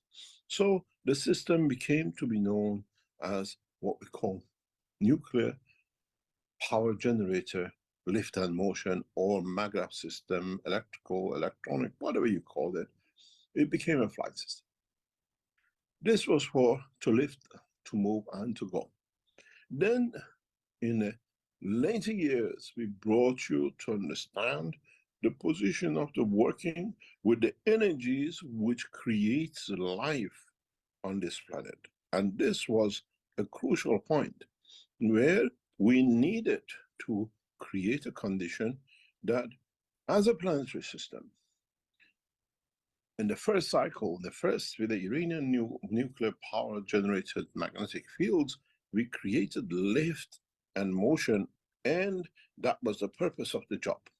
That was what was supposed to do, create motion. The cycle of the gases and the rest and the energies which we brought in was to create a condition of life, which this is what we call, as all of us, our physical dimension. So it came to be what we call the physical life on this planet. My pen has gone crazy today. So we now are in the process of what we call the physical life. This is the motion and lift. But now we added physical life. For years we worked on this. Now we have developed a system that, for the first time in man history, creates motion, creates lift, and can sustain physical life, which means like Earth can produce energies we call food, can produce energies we call medicine. We can produce systems, can affect our emotion. So now the advancement of the new technology, which now propulsion has become obsolete, is that we have a system which has a motion, has a lift, but now supports life. It's become a planetary system. But what we never understood, and what has been missing, again, has been a matter state of it, motion of the material, existence, production of material, has been a system that allows the soul of the man to take the center part. So now we have a system which has a soul. And to me, it seems like your soul takes the center part of the system. That's why in a lot of, it sounds like this is a UFO, doesn't it? But as I've heard, when they've discovered crashes and things, there's no control system within these UFOs, and they wonder how they operate them. Is this what's getting revealed to us, that they're operated, even though I think many have understood and shared that they're controlling the system with their thoughts or emotions, but this seems to be what he's bringing us into. He's talking a physical system, motion, lift, support of the physicality, food and energies for your emotions, and now your soul becomes the center of this system. This is where the work of the Keshe Foundation on the scientific side, on what you see as development of the physical systems, has brought the man to be. So when man, in the coming weeks and months, goes through testing flight system, it'll be a flight system not just to take you from A to B. It gives you, it feeds you in the dimension of physicality, and then it can feed your soul. It can carry your soul. It can be in the dimension that you decide to separate from it or sit within it. So does this sound like a physical system? Remember, in the flight system, you didn't have to take food or medicine with you or any doctors. And again, I don't know if he's referring to this as, again, you're stationary, but you can go somewhere, or this is a complete physical system.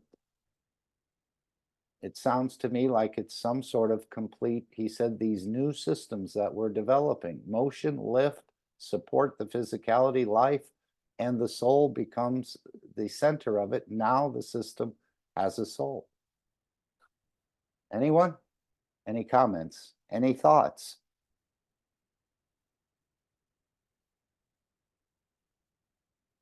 What does he mean by life? This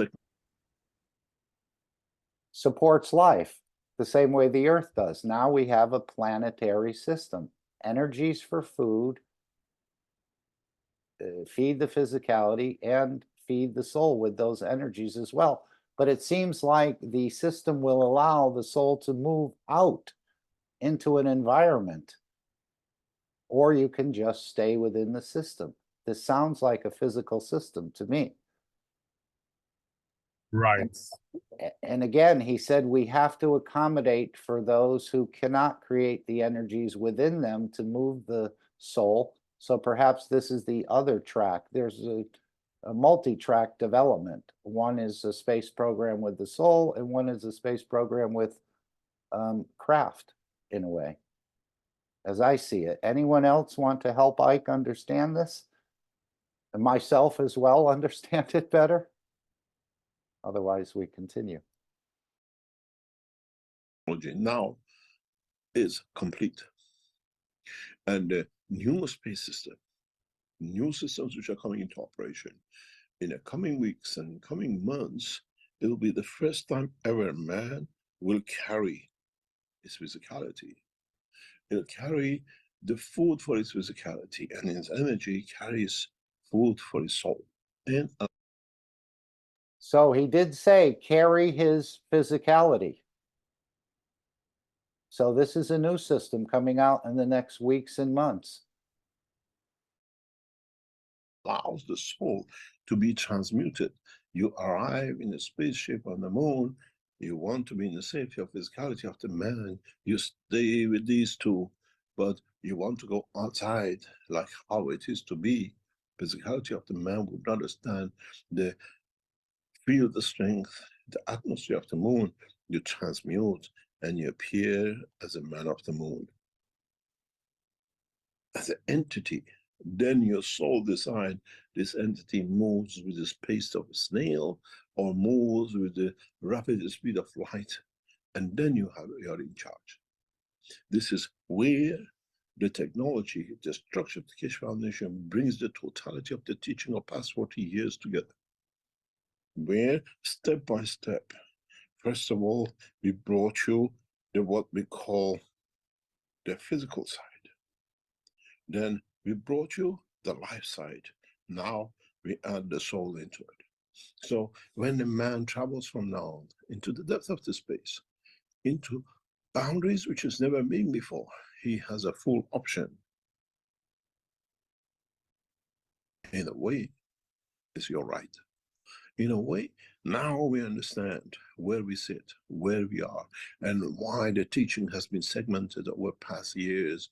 Oh, Mr. Keshe went from the nuclear material into gases and nanomaterial. Now he's gone to the soul. Now you understand where we are. Now you understand for the first time. Every section is there for man, and every part of this has its own spin-off. So doesn't it sound like your physicality can be in this craft, providing life, energies for life, energies for the physicality, and then it allows the transmutation of the soul out of the craft to see what you want to experience, or you can sit within it. So this is a new system coming online. You use the first one for traveling with the car, going somewhere, shielding and defense. With this one, finding ways of medicine, food, energy, and with this one, the freedom of the universe, we call it the soul of the man. Now, man is ready to travel. Man is ready to educate itself to travel. Now, this is why we added the second section of today. Gradually bring you into training. Gradually becoming for you to trust. This wasn't a dream I had today. I was in control of it. It's me who goes the dream. Nothing to do with anybody else. It's not. I've just been going through a training. In a way, if you look at it today, you're all like that little boy who walks into the stadium with a little ball in the hand, knowing what the ball can do, and he can make him the best footballer in the world, or it's just I kick a little bit just because mom brought me here to test. So any of you can graduate for your own and nobody else, and nobody can deny you what we call to become the best player in the world, of playing with your own soul. And how to establish. All we've done in past years, we have made this possible. We have made the transition possible by understanding the work of the fields of the universe and not making a new fuel, not making a new stadium, and not making another Beckham, how to bend it. It's you who have to understand how, where you want to be in this part of the technology. As I said before, we never see the earth to be tanked, to fuel. We never see rocket propulsion and jet propulsion and wings on the earth. We never see anyone as a driver of this planet. Has no captain, except his soul. His balance of his soul with the rest of the souls of the other planetary system, and he's created the star of it and the creation of his galaxy together. In a way, the second part of the teaching of today is for you to get behind that car for the first time and lose your fear. And the fear comes when, did I feel something? No, it was something else. I just felt a little bit dizzy. How come it didn't go dizzy past 515 tests, 515 teaching? The whole purpose of what you feel, to get confident in who you are. This is part of me which I denied. This is a part of me which I never wanted to know. And many of you will say, oh, I didn't feel anything. That was nothing. I just wasted my time. You wasted your life and your generations of the same. You have to get confidence. in how to be in this part, how to be the passenger of your own soul, the captain of your soul, because you tested the ganses, you know the powers of it. Now you have to test your soul. And that's the whole purpose of today's second part teaching. Now you understand. We have brought you the knowledge of creation from the energy source, book number 3 to book number 1, in how you go from manage to become the space of yourself to physicality of the man. In a way, today we brought you a conclusion, or in a way, a summary of the 40 years of work and 10, 15, 20 years of it. You as knowledge seekers, in one way or another, have been around with it. Now you understand why you're going through the second part, why you are going into position of now trusting yourself, not us. You remember when most of you came into the teaching of the magrab making, and how many of you made magrabs? It doesn't work, it works. And some people get 80% reduction. No, there's something wrong with you. And some of you, I made so many magrab, it doesn't work. You're the same ones which this system will most probably not work for you, because you have not understood the purpose of the work of the magrabs. You have not understood is magnetic fields that you have to trust. Can I connect? Some of you in the second session, oh, I want to see my mom, and you go and see the mother and says, oh, it was wonderful. And some of you sit there, nothing happened. Why can't I connect? For those of you who cannot connect, in the following sessions, in the following next year, we bring you that dimension that, and then when even you connect, I felt nothing, I always do this. This is a typical behavior of people who deny their souls. Denial is the best way to get by. A man has denied his own soul for millions of thousands of years. So what it comes, what it is, what we have is the truth about ourselves. You have brought today with you the lift and motion, your physicality. You brought the physicality of the man in the dimension of the food and energy you carry inside you. And today, you're testing the one you denied, your soul, the energy within you, and the energy you decided to deny. You decided that it doesn't exist because it befitted the Pope, the Ayatollahs, the rabbis, and the rest to rob you of your physicality. When you understand, you see the power of your soul, you close all those hypocrisies. That's what I say. That's a part of the teaching to come in the following weeks and months, is when you understand it, you walk away from the mosques and the churches and the rest, and this hypocritic people of the Ayatollahs and Pope will close shop. And as I always said, I return the stones of Vatican back to Colosseum. Because man sees more purpose to enjoy the game than much to be abused by a game of the others. In this process, it's your job to understand. It's preparing yourself to accept, preparing yourself to be there to accept yourself and nobody else. We are not introducing a prophet, we are not introducing a guru, we are not introducing somebody else. All that prophets, all that gurus is you on your own and not us. You have to understand the process of creation. You have to understand how, in the teaching of the Keshe Foundation, step by step, we have added pieces to you for you to gain trust, for you to know yourself, for you to bring that change for yourself. Now you understand. With the lift and motion, we did with the Iranian government. With the physical dimension, we gave you the magrabs and the ganses. Today, your soul is to play. And that's you and not us. We just create that cycle for you to gain the trust. It's the way we put a week of producing magravs, and we taught you everything, and 95% of you never got it. And the other 5% who did made money out of you by selling the magravs, which worked because the ones you made didn't work. And it'll be the same today. How do you feel? How do you change? How do you assess your own freedom?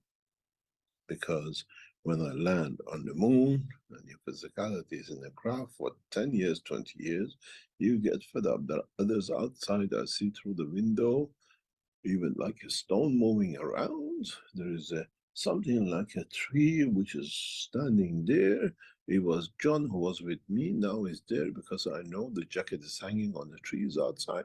It's the moon tree, which is different than Earth. And there is something like a lizard, which is Susie was with me, is got on there. This body is changed to a lizard-shaped thing because that can survive the moon.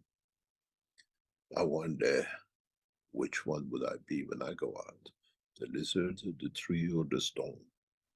But I decide, because I know within me, within the structural power of me, I want to be a lizard for a few days and the tree the next day, but I carry the red jacket outside that everybody knows is me. We are getting to that process, the process of freedom, the process of understanding. And then slowly, slowly, this is upon you, not upon us. We are facilitators. We are not the dictators. We are not the conditioner. We give you the facility for you to what I call sandbank testing. Test your soul, test your trust, how much you trust it. He went to see grandma, and I don't know, I think I felt I went to the grandma. I felt tinkling in my head because my body tells me there's a problem there, but I leave the tinkling, I just felt the tinkling. Why did you feel tinkling? You didn't feel before the session or after the session, it's done today. So it means, again, that tinkling is you to confirm you can move. But this time going to the moon, you moved where your soul hurts, the tinkling in the body of the man. Now you understand why we brought this teaching on. And then next week, on the 22nd, for those of you who registered, you join in to learn how to transfer this energy, what we call the love, the giving. Those of you who join that session, we hope that you feel in receiving and you feel in giving. And that emotion is entirely up to you. Some of you are too greedy, you receive and you hold on to. Some of you are too generous, you give so much that you pull more in, and then most of you will go into a condition which you will understand brings you so much joy. That is the love of the Creator. Then you understand why the Creator is in love, because the more he gives, the more he enjoys, and the more he gives, and the same cycle goes on. But then, in the sessions of next Friday, you can even choose who you want to give it to. That energy, that love you give, brings enlightenment to the one you give if he's there to receive it. It could be a lover sitting in front of you, holding your hand while you're going through it, but he never receives it because in a way he's a partner in a physical side of you, not partner in the soul of you, because the strength is not there, is not as he needs it, or he receives enough that does not need. It could be your dog, it could be your child, it could be a stone. So in this process, we all understand how we will change, how we have to change, how we go through the change, and how this change brings us to the one step closer to know ourselves, to understand ourselves, to be ourselves, and to be part of ourselves. What I call the session of next Friday, those of you who registered and be there, will bring a new dimension in giving You learn to receive unconditionally. And in that process, if you go through that process and understand what happened, you start becoming what we call the satellite. The structure of the satellite, the structure of being transmitted, just a receiver to give to the dimension, to divide to, and then go through the process of understanding what we call enlightenment. And once enough knowledge seekers get enlightened, like a spark, will cover the whole humanity. As I said, you go to China, you go from French speaking, when you arrive in China, in the dimension of the soul of the nation will teach you the language, will bring you the culture without even you being there. You'll speak Chinese, you understand everything to the culture, and a joke is a joke because you understood the essence of the culture of the language and the language, and not just the dictionary translation. The process in the next few days will bring you massive changes, those of you who understand it. And some of you who will go through the same process next Friday, you will have a different Christmas, because this time you truly feel the love of the Creator within. And then it's for you to build up to the next step. It's for you to understand the totality. It's for you to mature to the truth about your own life and nobody else's. And as I said, those who say, I didn't feel anything, nothing happens to me, this is just sitting there and I feel no emotion, is exactly what the problem of the man has been. You have switched up the connection with the soul of the man and soul of physicality, because you have to be in control.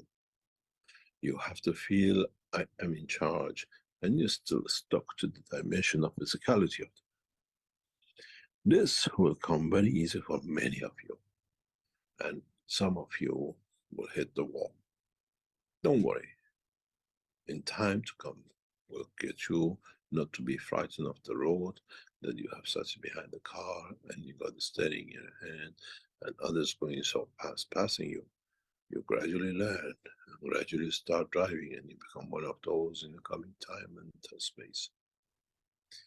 The process of understanding the whole teaching of the past 15 years brings an end to all religions and all abuses of man in the name of the Creator. Now you understand why you do not need a prophet. You just need a teacher to teach you how to get rid of these, what are called fake messengers, connectors, and the rest of it with the Creator. Now the only messenger and the only in between is you and your soul. And you decide what you want to be and how shall it be. You have to understand the process. You have to go back to understand how we have facilitated everything in the physical dimension, in the energy dimension, and in the soul, in the dimension of freedom of the man from dimension of physicality. Understand that we have brought in the totality of the knowledge. Is for you to divide it, to break it up the way you can digest it. It's a very big piece of cake, and you cannot eat it all in one go. Bit at a time, bite at it, enjoy the taste, and go to the next bite, and then understand one had a taste of love, one had a taste of giving, one had the taste of finding a way to give, and all to be correct. And maybe by Christmas, you truly receive the 3 gifts from pressure, by pressure. You talk good, you think good, and you act good. Then you truly understood the 3 wise men which is the wisdom of the work of the soul of the. Then you truly understood the truth about creation, about your life, and how you have to conduct in the universe now that you have understood the freedom of your own soul. And no one can be your prophet, and no one can be anything but a teacher. And teaching is for the teacher. Using the knowledge is for the knowledge seeker. And how you seek that knowledge, it brings you to understand how to use the knowledge you've been given over centuries, thousands of years, and free yourself from shackles of all what limited you, to control you, to bring you pain, sadness, and in so many ways, prisoning the freedom of the prisoner. As I said many times, the blood circulation of the man brought the imprisonment of the soul of the man, and the religions fed it by the physicality. You had two prison officers controlling you. You now understand you need no religion because you are the direct connection. You got rid of one prison officer. Now you have to allow the second prison officer, which is much tighter and closer to you, which is the soul of physicality of you, to work with you. And then it will become the key to your freedom. If you understand this, then you can travel this path of the universe instantaneously, and you don't need for no one to prophesize what's going to happen, because you do. And what you've been through is your right, and no one can tell you you're wrong. We're going to go through a break.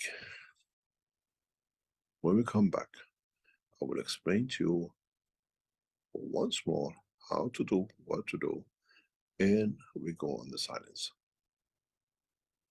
Half an hour or an hour of silence, and any noise will switch you off because you disturb the process of the what we call the teaching.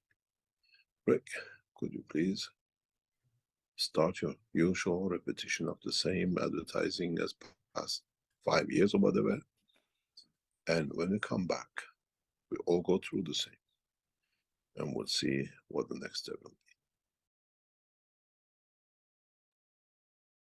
Okay, anyone want to make any comments? You can buy yourself a beautiful Christmas gift just by going to the Keshe store, signing up for this one. He said it's going to be one of the most glorious sessions he's ever participated in.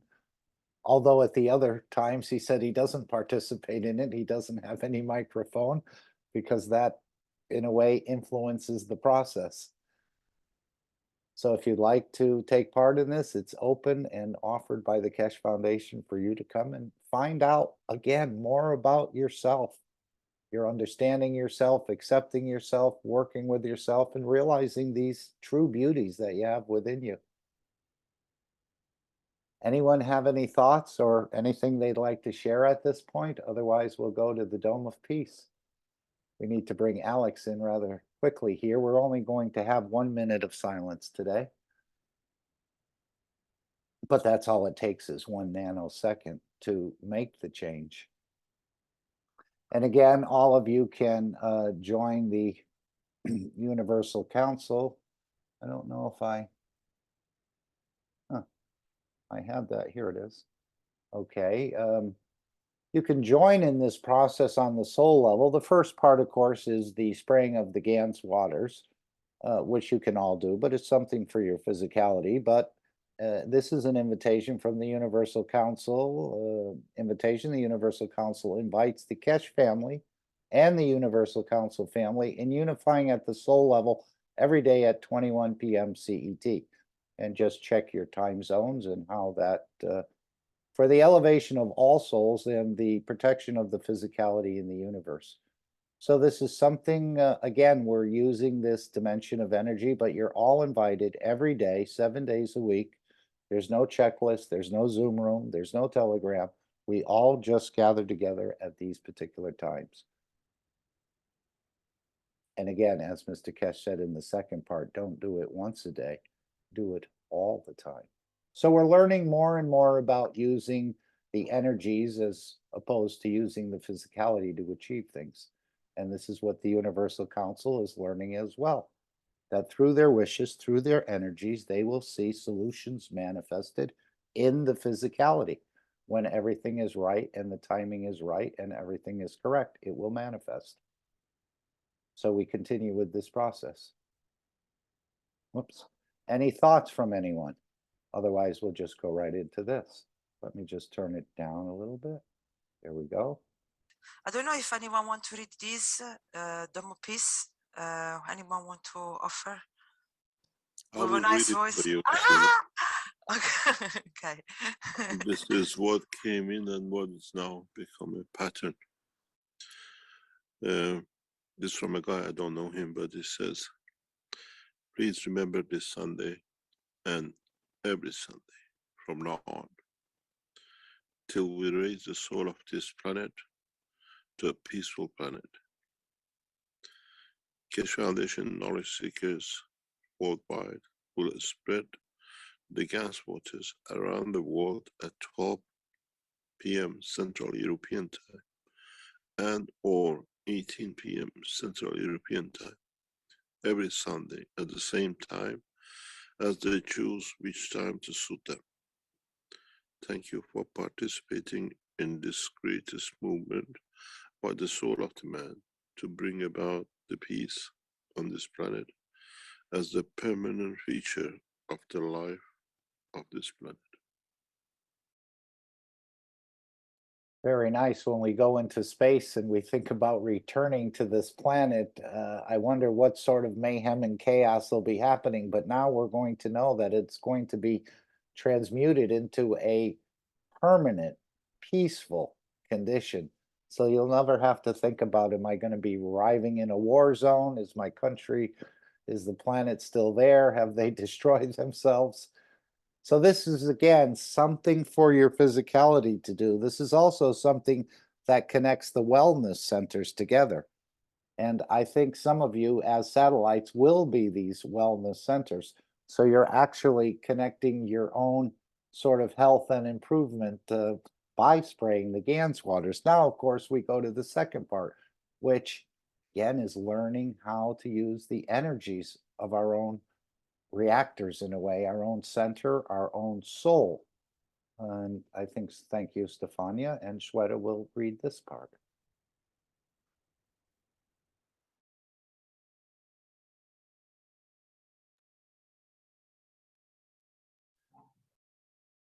Anybody wants to read the Dome of Peace? I mean, Beautiful Souls. Anyone? Here? Okay. I'll read this beautiful presentation of Dome of Peace. And the Dome of Peace is already here. All the knowledge seekers, truth seekers, lovers of humanity has built it in a way, spreading the guns, loving each other as shareholders. So I will read this as please remember every Sunday from now on until we raise the soul of this planet to a peaceful planet, Keshe Foundation knowledge seekers worldwide will spread the GANS waters around the world at 12 p.m. CET and or at 18 p.m. CET every Sunday at the same time, as they choose which time to suit them. Thank you for the participation in this greatest movement by the soul of man to bring about the peace on this planet as a permanent feature of the life of this planet. Mr. Keshe suggests we add the next step to create the Dome of Peace with power of the souls, as we have already going through this with the 2 eyes. And we ask you to spread the GANS waters each Sunday. Now we give you a new path. Now try to unite each other's souls. Try to elevate the souls of humanity, soul of humanity, through your own soul to a level that no one can touch the embodiment of the human race. So beautiful. Choose a time where all of you come together on the soul level in a state of inner calmness. At that time, Don't spread the water of guns, but spread your soul. Unite, and in time, we will make a new race out of the soul of man. And then, instead of doing it once a week, do it all the time.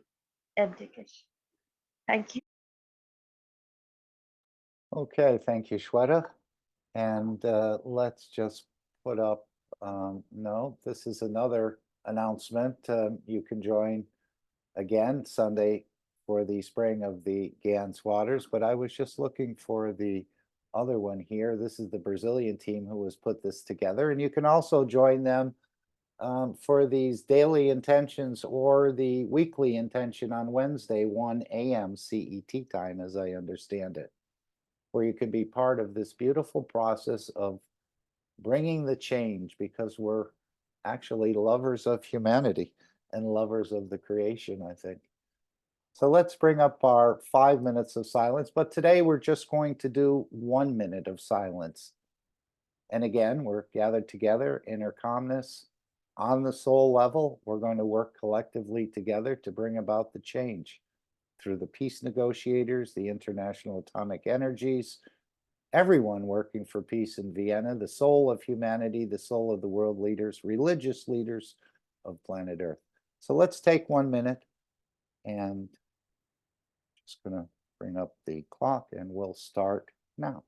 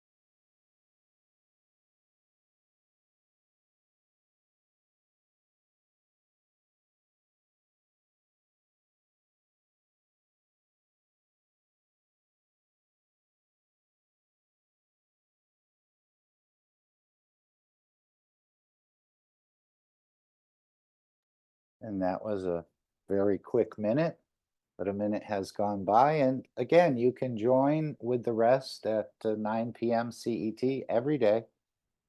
If you want to just be there for 5 seconds or 10 seconds, I think that's all it takes.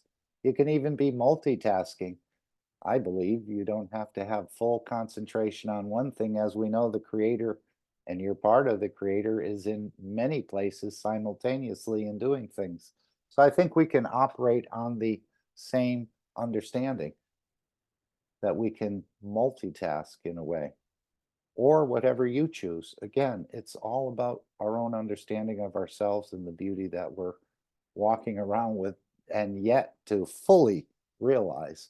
So thank you all, and join up with the Brazilian team, join with other knowledge seekers at 9 p.m. every day, CET time. And if it's your wish to see peace, Path of Peace is made very clearly. It's the soul of the collective awareness. By giving, will create a position of change. No other thing. So as we become more enlightened, that spark will cover the entire humanity with this dome of peace, and including the soul of this planet as well. So thank you all for participating today. I think Alex is more than ready to come in, but there's still ample time. Anyone else want to share anything else about their experience on Thursday? About anything you experienced or sensed that may help the others to gain confidence? Again, we're trying to gain confidence for ourselves. Yes, Alex. Welcome. We thank you for being here, and thank you in advance for the teaching you're going to provide us today. And thank you very much, Mark. Really appreciate you leading the pack here, the North American team, on this beautiful Sunday afternoon. Also want to thank everybody for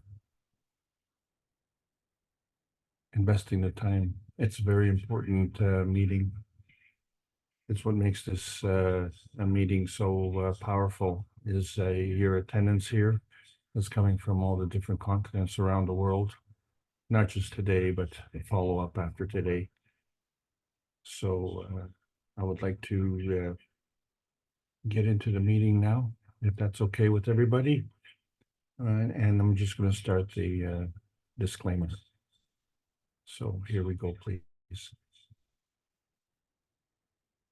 Disclaimer: the information and education material contained herein is meant to promote the general understanding and dialogue of GAN's processing. Such information is not meant or intended to serve as a substitute for a healthcare professional's clinical training, experience, or judgment. For patients and individuals, such information is not to be a substitute for professional medical, therapeutic, or healthcare advice or counseling. For medical issues or concerns, including decisions about medications and other treatments, readers, viewers, listeners should always consult their physician or, in serious cases, seek immediate assistance from emergency personnel. Prescription information, procedures, and use of medical devices information should be undertaken only by properly trained and certified medical personnel. We specifically disclaim any warranties, express or implied, including implied warranties of merchantability or fitness for a particular purpose. Such information is provided, as is, and is believed to be accurate at the time of its publishing, but it is the viewer's job to evaluate the accuracy of any information found in this presentation.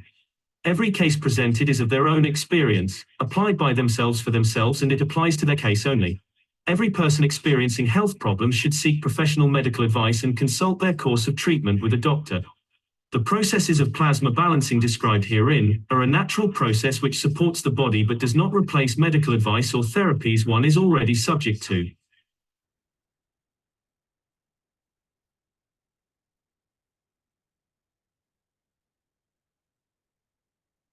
Thank you very much, everybody. Welcome. This is the Keshe American Knowledge Team meeting on Sunday afternoon here. And I hope you all enjoy the trip today. So let's see if we can get all these technical glitches straightened out here. Now, last week, Alex, did you end your teaching shortly before the end of it? It seems like you were having some technical issues. It seemed like you came to a conclusion rather rapidly there. Hopefully today it's working properly, or was that intended? The glitches weren't intended, but the No. conclusion of the meeting was definitely intended. And Okay. Today will actually be just a short. We are trying to distill over 6,000 hours of teaching, and we've been trying to do this for the last 4 years. But the dilemma remains is that a lot of the knowledge seekers are still having to go learn a lot. But in the process, there are a lot of people out there who have no idea what's going on, and they're going to depend on us. So the problem for us is, in the absence of our total understanding of what's going on, how do we transmit this information to people who have no clue whatsoever and frankly don't have the years to invest like most of us have? So we need to make it attractive enough for new people to come in. But on the other hand, we can't stop progressing. So as you've done so much earlier today, by playing the session from the 516th, we are way down the road in a very advanced state. And so all that does is really makes the newcomers fall that farther behind. So what can we do to make it easier? So we're trying to do this right now. And as such, what we're going to say here, let me make sure I got the right screen. I think this is it. We're seeing a picture of Mr. Keshe. It says Keshe American Knowledge Team 2024. And this is the Keshe Foundation Spaceship Institute teachings on plasma science. Yes, we're talking about basic transmission. And today's subject is perpendicular rotation. My name is Alexander. I am from Canada. It is December the 17th, 2023. And this is the Keshe Foundation North America Plasma Education Series. So as we said, we're trying to distill the information down to something a little bit more bite-sized. We did this twice already. We're double distilled, actually, like a good whiskey. We started with the basic teaching series 4 years ago, and we even went through a review series. But now somehow we have to move ahead, and the reason for this is because we are still having the difficulty in differentiating between the physical reality and the plasma reality. And we need to do this a lot faster. So fortunately for most of us here, we've gone through all of this. And so last week we talked about the X dimension, and we're still talking about the X-axis dimension. But today we're talking about perpendicular rotation, because we still have this, what we call this donkey hesitancy, and to understand it's the lowest energy state. So both donkeys and horses do walking, but so do we. And so we know that we can transport ourselves with our feet. But the truth is that rolling is faster than walking. And so we say that, well, you know, that there are a lot of great inventions along the way, one of which was the wheel.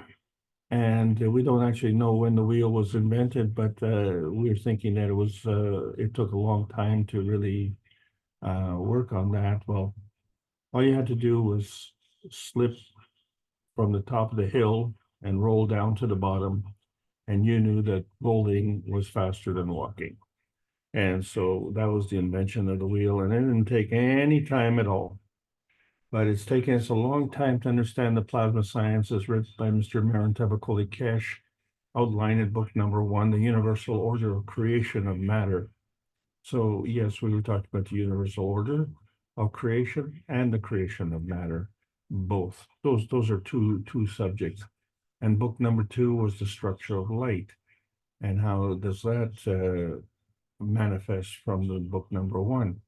But then we get into book number 3, the origin of the universe, and it would be correct to say it shouldn't be book number 3, but be book number 1. So we wonder, where's the head, where's the tail, where's the beginning, and where's the end? And this is a dilemma for all of us. So a year ago, on December the 16th of 2022, we began these monthly soul sessions. And this Friday, we will be meeting the soul of the lover. And this is another advancement in the plasma technology, and all are welcome to participate in that.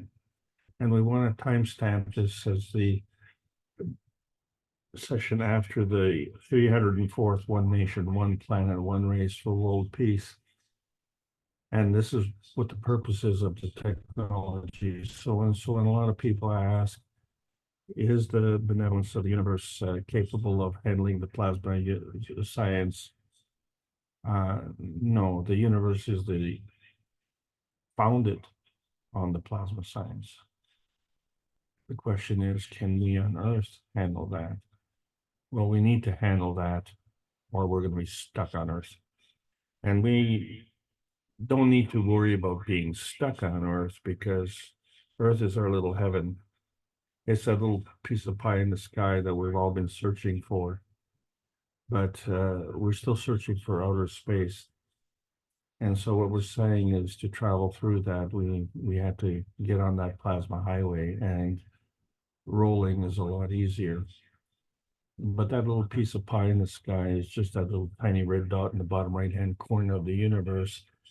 And we have to understand that the vastness of the rest of the universe has been there all along. And it has nothing to do with whether or not we recognize it. It's there. So the choice is yours. So how do we traverse the plasma highway? And so this is part of this whole series, to try and dovetail all of these classes together, to try and come and understand. But fundamentally, there's this transmission. And this transmission that we're talking about is a transmission highway. And where does this highway lead? And so right now we're talking about the x-axis dimension. And how does that affect us? Because, you know, when we look at the universal embodiment, what we find is that the speed of light is the fastest transmission. Well, that's what they say, isn't it? And we wonder if that's true. And then when I was young, the way I learned about physics is that the faster you go, the bigger you get. And I wondered if that was true. And so we look at the way we are in our little tiny perfect world, and then we look at the rest of the space, and we wonder, well, this is our Earth space, and how we can do transmission here. But is that outer space, or what kind of space is that? And is it plasma reality, or is it physical reality? And how can we tell the difference? Being able to tell the difference is very important, because this is how the universe is created. It exists from energy. So energy is always positive, but energy has a charge. And the reason for it is because it's always in motion. And if it's in motion, then things have to work in combination. So when we look at the universal order of creation of matters, and we see a singular magrav on the front cover, and we say, well, what kind of combination is that?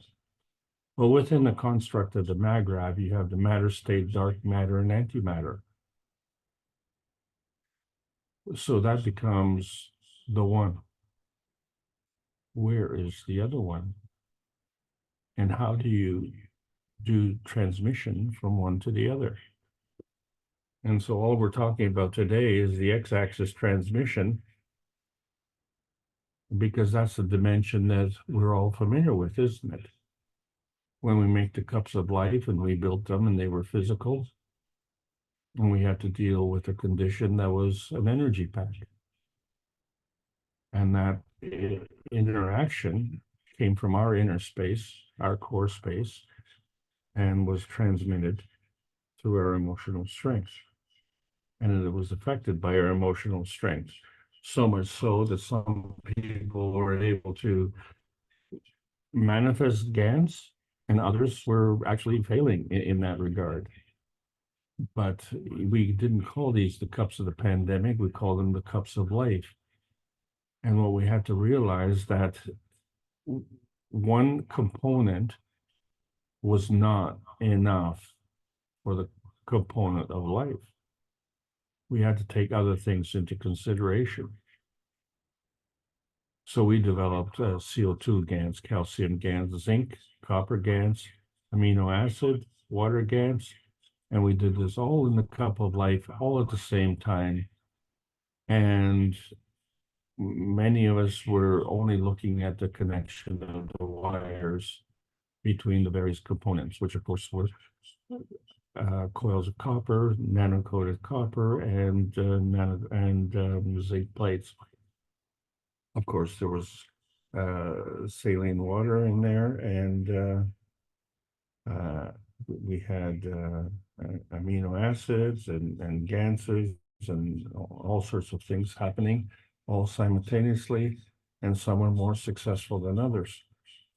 So when we talked about last week the x-axis dimension, which is the only a single dimension, we had a problem, because according to conventional science, the faster something goes, the bigger it gets. And the problem with that, of course, is that if the circumference of a hockey puck at 0 kilometers per hour is such, and determined by pi times the diameter, pi being 3.14 times the diameter of the hockey puck, and supposedly the hockey puck at a faster speed, like around 160 kilometers per hour, the circumference was still pi times the diameter. So the answer was actually the same. And so the question becomes, if I take that hockey stick and I cut off a portion and turn it into a measuring stick, and I measure the puck at 0 kilometers per hour, it would come up with a certain answer. And then if I took that measuring stick and if I could ride that puck at 160 kilometers per hour, would I see that the hockey puck was now bigger? And the answer was no. And it took me a long time to get that answer. And what is significant about that is that the diameter would be the same. And if I'm measuring it with this stick, how can the diameter be the same? Well, because in that process, me traveling at 160 miles, 60 kilometers per hour would also be bigger. And the measuring stick, which I was using, would also be bigger. So in fact, my determination to arrive at a measurement would not change. The measurement of the hockey puck at 0 kilometers per hour and the measurement of the hockey puck at 160 kilometers per hour would be absolutely identical, which explains why the circumference of the hockey puck, regardless of the speed that it goes, is the diameter times pi. So we have a duality here of the stick, the diameter, and the curvature of the circumference. And so we talked about puck development in the hockey world, and we found that balls would bounce. So to make the game a little bit better, to cut the tops and bottoms off the ball, and it became flat, but it was still round. And so it became hard rubber. And of course, in today's game, the pucks are frozen so that they bounce even less. But when you get hit with them, they hurt even more. And so originally we had hockey played with a puck and with a stick, but that stick had a straight blade. And so one of the best ways to move that puck was with what they call a slap shot. We literally would draw the stick back almost like a golfer and slap the puck. But you developed a skill. Obviously, there was a forehand and there was a backhand. And of course, you could flip the puck. And then, of course, as a defenseman, you could always use the stick to poke check the attacking player and move the puck away. And so that was a good skill to learn, except then they brought in the curved blades, which put a spin on the puck.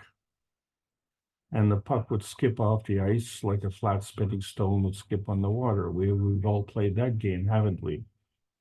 And how do we get the stone to skip on the water farther? Well, obviously we could throw it harder, but most effective was to make sure that it spun faster. And so the curved blade put a spin on the puck, and then the blades were becoming even more pronounced, to the point where the pucks would actually rise during flight.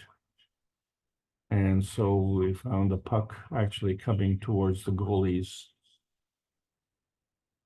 at their head. And so they were terrorized.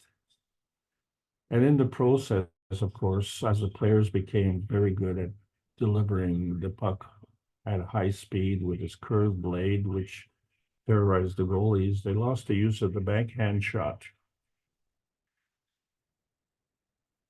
This is an important point. So the goalies could deal with it because they developed masks to prevent stitches. But because the pucks would fly at so much higher, some of them would fly into the stands and spectators were getting hurt. Now, the problem with the slap shot is it would telegraph your intention.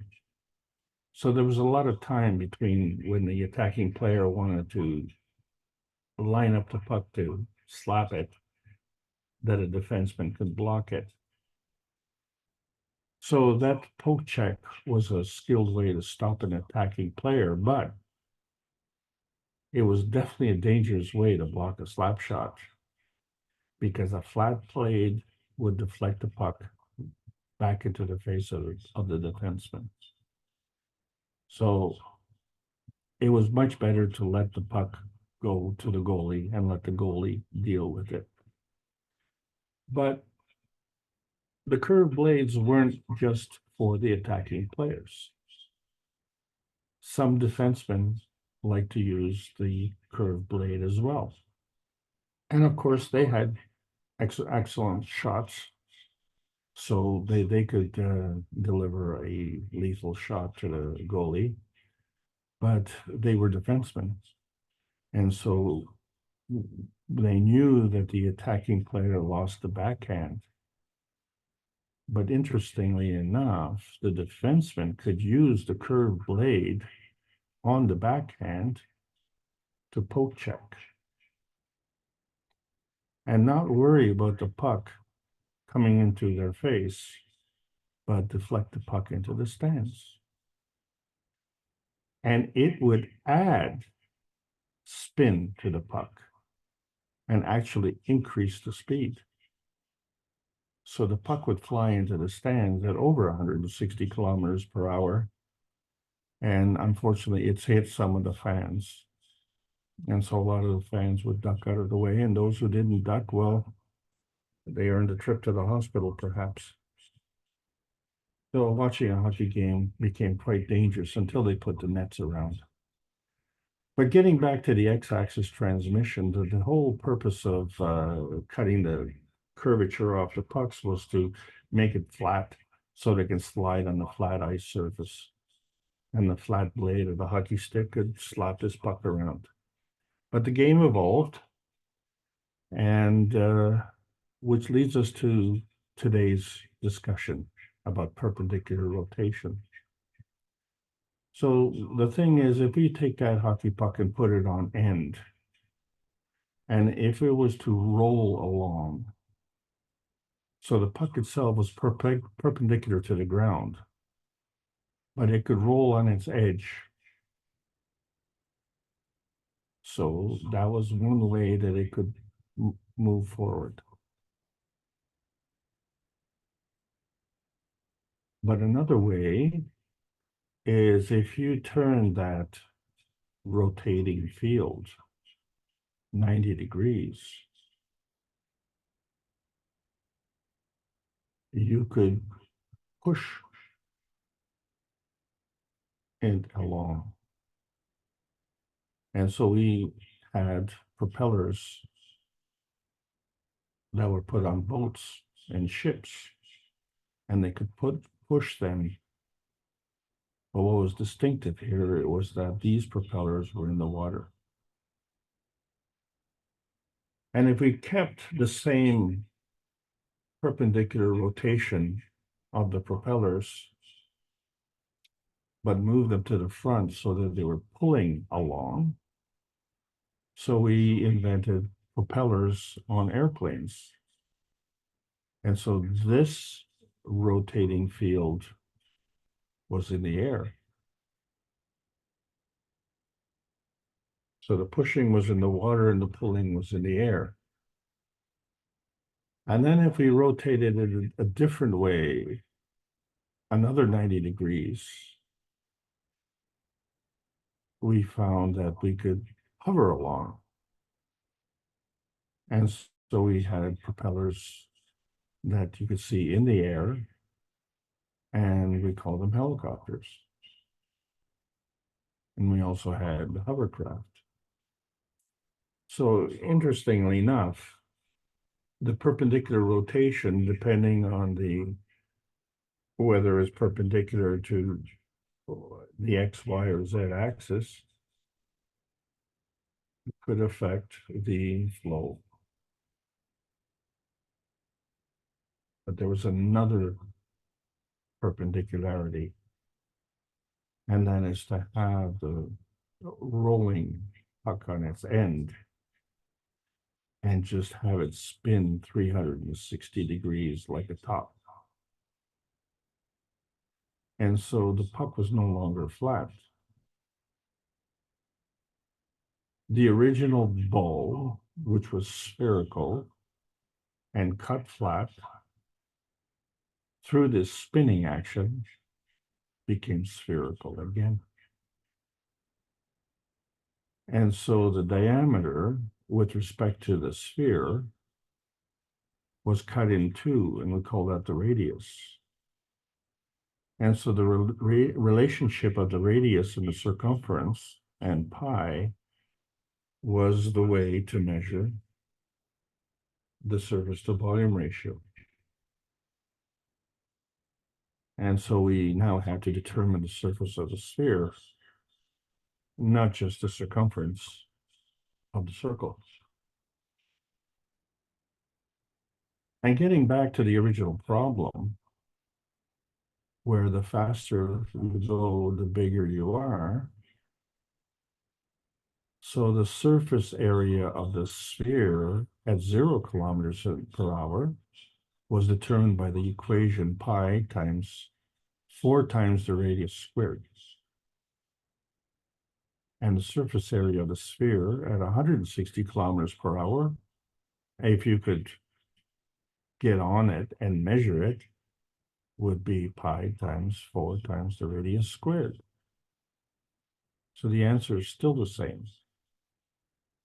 And so if I cut the hockey stick to make a measuring stick and I check the diameter of the hockey puck, I found that the diameter would also increase, and the measuring stick would also increase in proportion. Well, that measurement was of the diameter. And since the radius is half that, if I cut that measuring stick in half and measured the radius of the sphere, that it would be different at 0 kilometers per hour than it would be at 160 kilometers per hour, because my measuring stick would change accordingly. And as I said, I was quite angry when I was told this, because the way I learned about physics was completely sabotaged when I was a child. And it was this one point that made physics so difficult, because I couldn't understand how something could get bigger the faster it went. But this was the road to the limitation of the speed of light, you see, because the universe was in totality, and if the speed of light was the fastest speed, then the speed of light represented the totality. And so the little hockey puck, in order to achieve the speed of light, would have to be as big as the universe. And that was a good argument. And as you can see,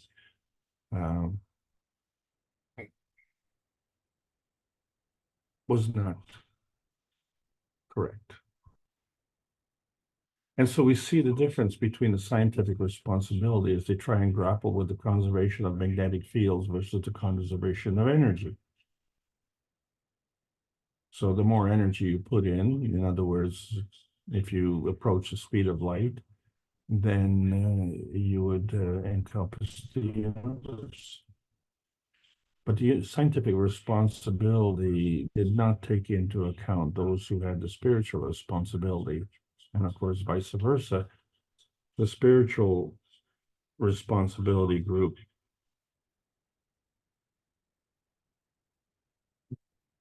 believed that the spirit was the motor of the soul, but they couldn't explain it, because the spirit and the soul were one and the same.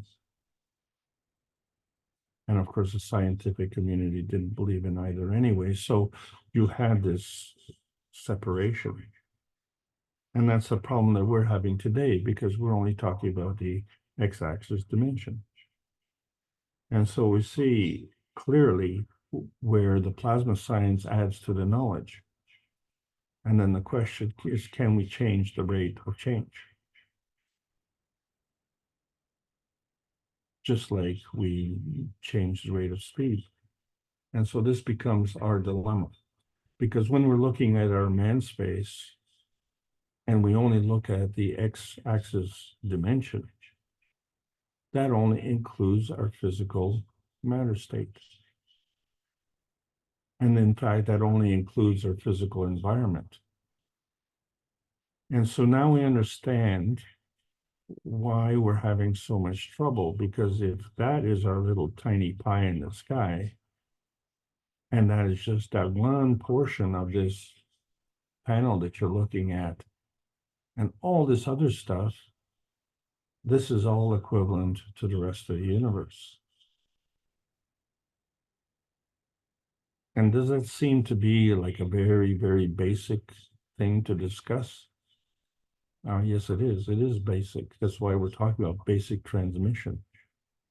Because so many people are having trouble with just that point alone. So how do we get over that point to look at all the other points? And talk about things like the manifestation point, the vanishing point, the transparency point, and outer space. Well, you see, we are now in the post-November the 11th, 2023 era, and we do have choices more than just our Earth space. We have that transmutation space in outer space to look for, and that graceful space, our inner space, to cultivate our greater oneness with the universal community, which we've tried for 516 knowledge seekers workshops in a row. And so now we understand the limitations of nuclear science. And so we understand that there's a need to transcend the limitations of nuclear science, because there's no accounting. When we look at the matter plasma dimension, we see the small m matter state as physical, and the capital M matter state is plasmatic. And our problem is that we are feedback dominant. We are dominated by our understanding, which is limited in the x-axis dimension, the physicality dimension. This is the Keshe Foundation Spaceship Institute Teachings of Plasma Science. We're welcoming all the beautiful knowledge seekers. Yes, there's a World Peace Treaty, and that's the ticket. Sign it. Sign it with a pen, sign it with your heart, sign it with your soul, and sign it with true intention.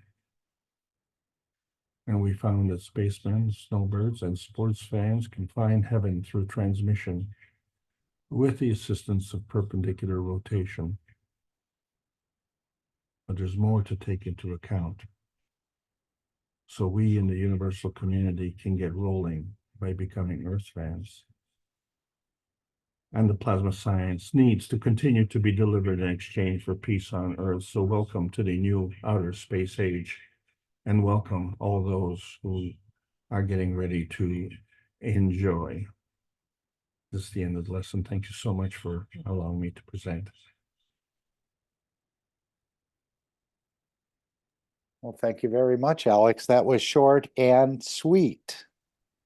I guess you've taken a different tact here, but are we actually going to be measuring anything in space?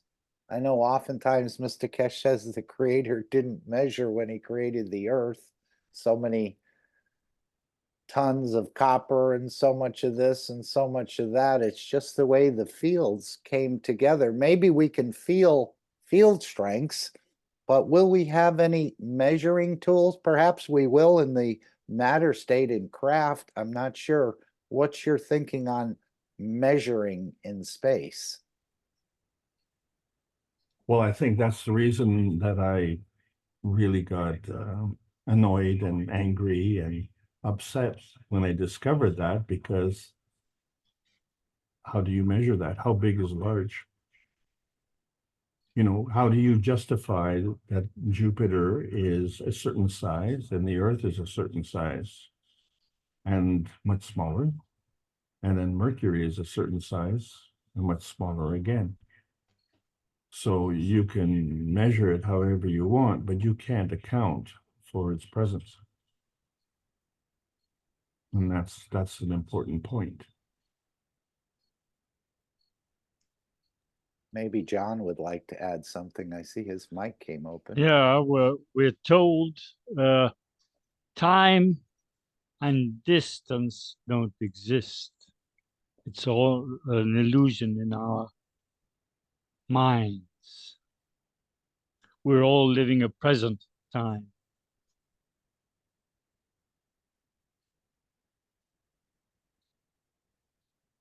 It's difficult to stomach, let's put it this way, but apparently that's what we're told.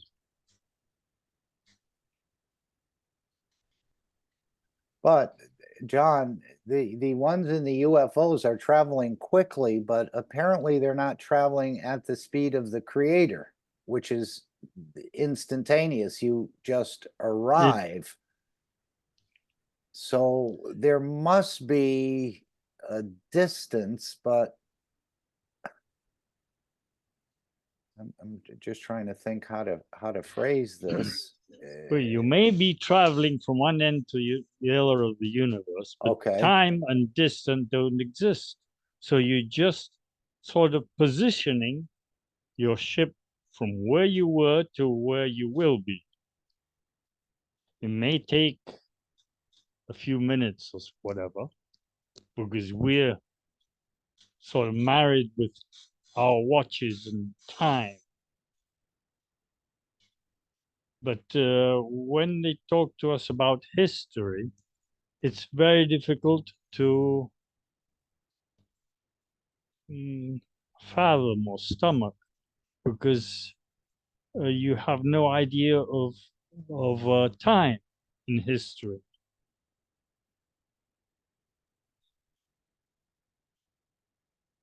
So, John, you've exposed a very important point here. You see, if we say that the radius is a distance and the speed is based on time and its relationship with distance, right? So the faster you go, the less time you need to cover that distance. Yeah, because we've been educated that way. But the Hindus in India, they say what you're watching doesn't really exist. It's an illusion. That coincides with what Mr. Keshe says, that matter is not our real lives, let's put it this way. Yes, he does refer to the matter state as the illusion and the dream state as the reality, which is definitely counterintuitive to most of us, even as we've become knowledge seekers. Yeah. Yeah, because I can put my hands on it, I can feel it's hot, I can tell the texture of it. But this is an illusion? And when you're not in an illusion, when you fall in love, you sort of lose the idea of time. You're only in the love. Yeah, I see that.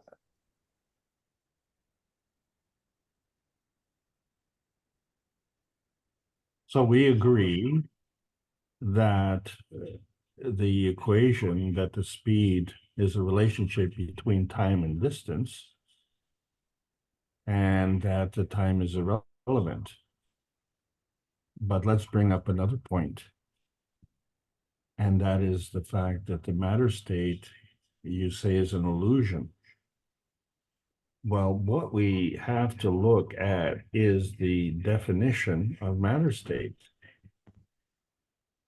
And so we find that the matter state involves two different states, a physical state and a plasmatic state. Yeah, and well, so Yeah, but when I drop a hammer on my toe, it certainly doesn't feel like an illusion, Alex. yeah, no, well, that but we've hammer got to is in a physical state. Okay. read and reread book number 1. Okay, allow me to reemphasize this point here. The hammer is in a physical state. Small m matter state is a physical state. Capital M matter is a plasmatic state. Matter state is part of the matter plasma dimension. The hammer is part of the x-axis transmission dimension.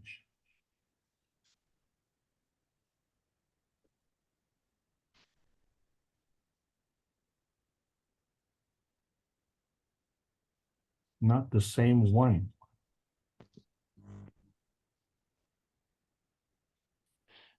It all depends on what you consider your toe. Is it the skin of your toe, or is it the plasma inside? If you pour boiling water That's a over good your hand, question. you Go ahead, just Ivan. spray plasma on it, and you don't feel the burn. Okay, so now you've identified the difference between the physicality of your toe and the physicality of the hammer. Yeah.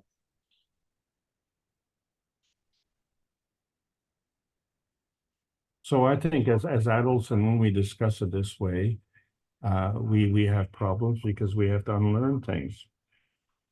But I think if we explain it to the next generation, I think they can pick it up very, very quickly, because just like infrastructure, you don't have to get rid of it. You just get the new infrastructure. And this is where we are going to progress. So those who have that burden will have to carry that burden and understand that they have to deal with that. And those who don't have that burden can clearly see the difference between the physicality and the plasma reality. So the physicality, you can touch it and you can see it. But in the plasma reality, you can't touch it or you can't see it. But in both cases, you can feel it. You can feel the physicality of love, and you can feel the plasmatic reality of love. So what's our problem? We are feedback dominant. Well, that's only half the pie. The other pie is the feeding. And this is the message that we have to get across to the new knowledge seekers as we welcome them into the foundation. And when we say welcome them into the foundation, we have to add a corollary to that. We are the foundation. This is not a tax scheme.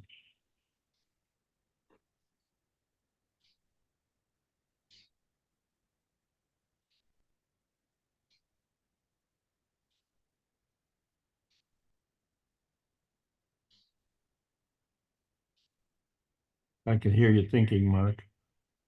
I am. I'm trying to decide whether I should read Misty's question or ask another one of my own. Why don't we go to Misty? How do you measure my love, and at what distance would I go? Immeasurable. Much love to all. I'm not exactly sure what she's meaning there.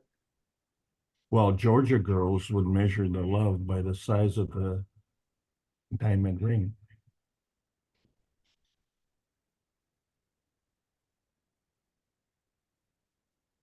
Or as they say, oh, my husband loves me Cadillac.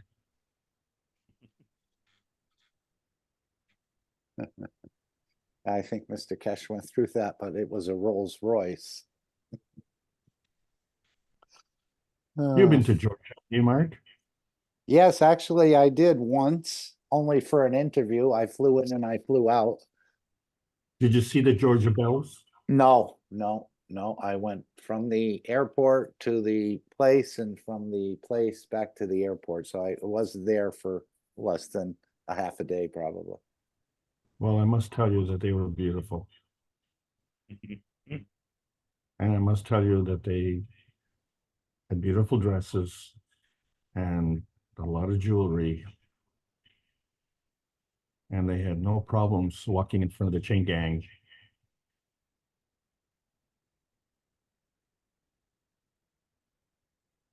Shall we say, flaunting their status.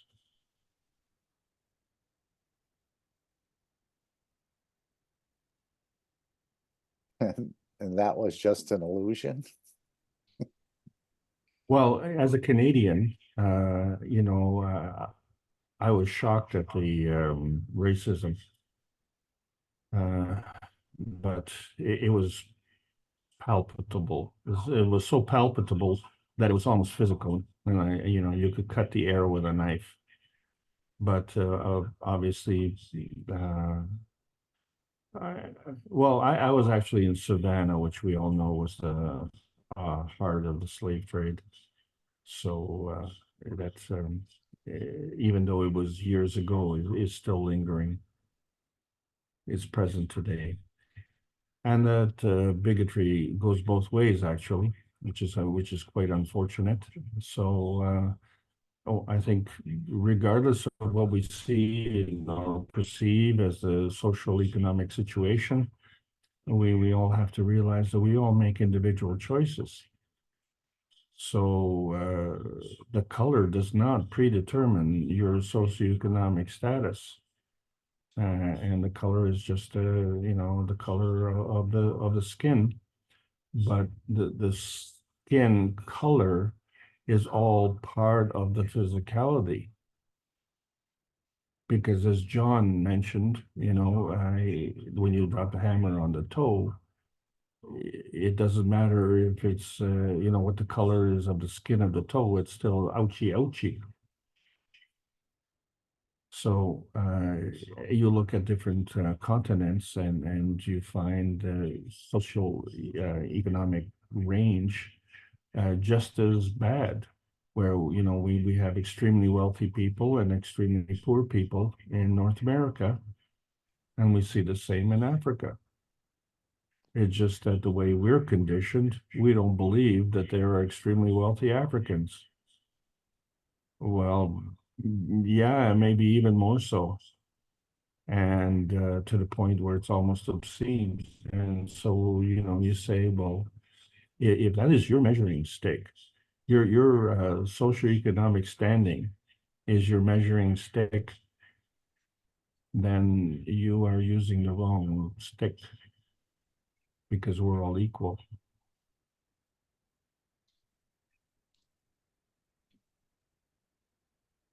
Yeah, it's amazing that in the heart of the Bible Belt, I don't know if George is in that belt, but you know, you would think that they've read the Bible. I made the man in the image of myself.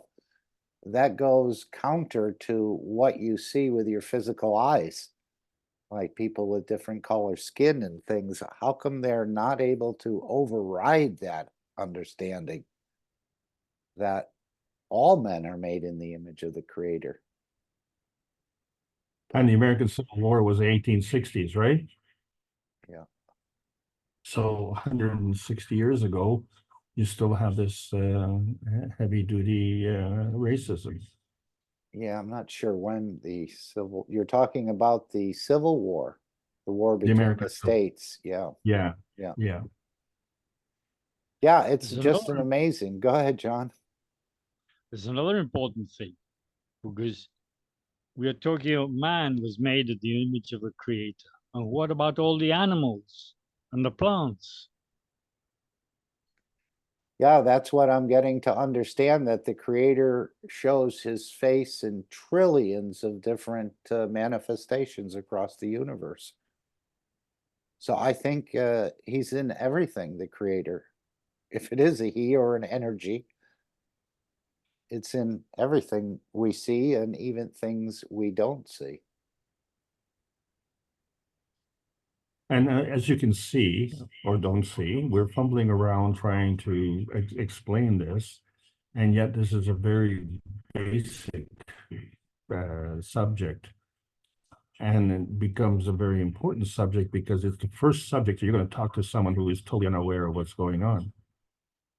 But what we do know is that based on what we're seeing in so many countries, the outrage with what's going on in the Middle East, and we're not saying which side, we're not discussing that. We're just talking about the strong emotional outrage that is being expressed. Yeah, and perhaps it'll come down to actually transferring things on the soul level, Alex, rather than trying to explain with pen and paper what we're doing. And people may take that or pick up the energy that you transferred at the soul level and work with it more than if you spent 3 hours with them and drew every kind of configuration and explanation you knew about on a piece of paper or verbally. I think this is the way we will work, and it's going to be more, not that we're not going to discard the other way, but I think this is a more powerful interaction. Well, We so you sort of, find that every time we talk about, you know, having a ceasefire and then, you know, adding the adjective humanitarian ceasefire. What other kind of ceasefire is there? I've been trying to figure out all the other categories. And then I'm also trying to figure out, you know, I had a little vote with, I was on a farm the other day and I had a little vote with all the chickens there. And I said, how many of you would like, you know, vote for a humanitarian ceasefire? And they all started cackling and they all agreed it was unanimous. And we still don't have a ceasefire. And I thought, well, isn't that interesting? All those chickens are just as useless as all those countries that voted for the humanitarian ceasefire at the United Nations. I'm sorry for that commentary, but you know what? If we come to a meeting and we have a debate, a resolution, and a coming together of a consensus, and then walk away from that as if nothing happened, then what's the point? And so you could say that about what we're doing, except for one small little thing. All of us have made the cup of life, and all of us seen the power of the GANs and the rotating fields. And all of us have seen the benefit in bringing the peace and harmony into the household. So, as seeing is believing, you just have to choose which way you see it. And the thing is that we now, as knowledge seekers, have a responsibility. We have to figure out a way to convey this message to others that is meaningful and will actually come across with some results that matter, and not by force, but by connection. And yes, connecting to the soul, that's the first instance, because that is the highest plasma highway. Back to you. okay, I was thinking again about these charges where you said magnetical is negative, I think, and gravitational is positive. Is that correct? But other people see it in a different way. And maybe you want to go, I don't want to make it a point of controversy or anything, but these charges. What is a point of controversy? It is a huge point of controversy because the point of the matter is that when you look at the atomic breakdown, there's an electron, it's a proton. The electron is negative, the proton is positive. So, you know, the electron is smaller than the proton, isn't it? So there's no controversy. But you know, if you look at the energy exchange in a car, you find a polarity on a battery and how you have to boost up a battery in a car, and it's opposite. And so there's always this confusion and controversy because this is the way we've been taught. Or is this only come into understanding when we're working with the plasma in the matter state? When we work in the field state, would those fields have charges to them? Or is that Yes, of only course. plasma in matter state? Which matter state? The one we work in, like with the plasma in the matter state, the battery or something else. This is where you'd get the charges in the magnetical or gravitational, but in the field interactions, that would be a different understanding. It would go by strength, perhaps, rather than charge? I'm Again, baiting. I'm trying to figure this No, I'm slowly. baiting you. Okay. So this is a super question. In the matter state, which is physical, the small m matter state, okay, it is the weakest state. In the plasmatic state, the capital M matter state is stronger, right? So when you look at the relationship between the one mag-grav in the physical state, and the mag-grav in the plasmatic state, you find that the one in the plasmatic state is bigger. Okay, but when you look at the relationship of the atom and the proton, I'm sorry, the electron and the proton within the atom, the electron has less mass than the proton. So you can see the confusion if we say that the physicality is smaller and weaker, and the proton is bigger and stronger, yet the proton is positive. And being positive makes it gravitational. So what does that tell you? The proton is the landing spot. It is also a launch spot at the core. And what does it launch? It will launch the magnetical. And to launch the magnetical, it can't be physical. It has to be plasmatic.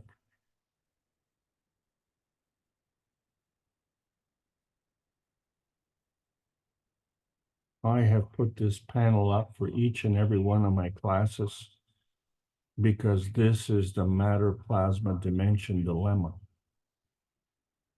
To understand that it's a two-way street. And so the magnetical is the giver. You have to choose what you're giving. You don't choose who you're giving it to. The one who receives it is gravitational. And when they're in alignment with you, they will be fed.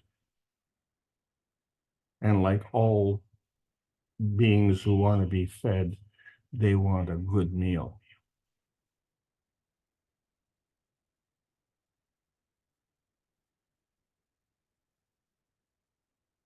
Or at least to be satisfied. Come on. Don't be so negative. No, you want a good meal, you demand. It's important. Okay, we go along to get along. Okay, we're not demanding enough.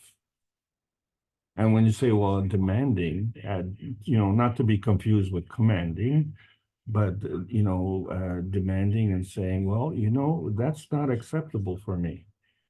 So if you say, well, I have a partner, and she is the whatever, and if you accept bad behavior, well, that's on you. But if you say, well, I don't accept that bad behavior, so now you have a choice. Do you accept that partner, or do you look for another partner? And if you're pitiful, it's okay, well, I'll just go along to get along. I will accept your conduct. I will live with it. And, it's too bad that I have to, I can't drive a Cadillac. I have to drive a Chevy. But if we become more demanding and we say, well, wait a second, all of us want to drive a Cadillac. Oh, yeah, but some are more equal than others. Really? That's the illusion. The reality is the matter plasma reality. And so you get a chance to pick your dimension. and you get a chance to pick how you travel in your dimension. So if you're just feedback dominant, you say, well, that's all I can get, you know, that's the way my partner is. And there's no love there. But, you know, it's socially convenient to go through with a partner through love, right? Then you don't have to, you know, kind of make excuses and stuff like that. Well, who are you making the excuses to? And, you know, besides yourself. So we need to demand on how we're going to get fed. So that becomes your choice. We're running into, why do we call these issues psychosomatic? And so you say, well, wait a second, we have an ability to help someone with their psychosomatic condition. But what happens if someone comes in and they don't want to participate? Well, then why are you here? Well, because it looks good. You know, it looks as if I'm trying. Well, who are you fooling? Are you fooling me? Are you fooling your partner? Are you fooling, you know, all your friends? Or, you know, the worst thing is you're fooling yourself, aren't you? Why? Because the truth of the matter is you're looking for an exit strategy. So it's very handy for you to be pitiful and sick. So, you know, nothing wrong with getting sick. We are in a toxic environment. So we need to get well. But when the opportunity presents itself for you to be better, then it behooves you to take it.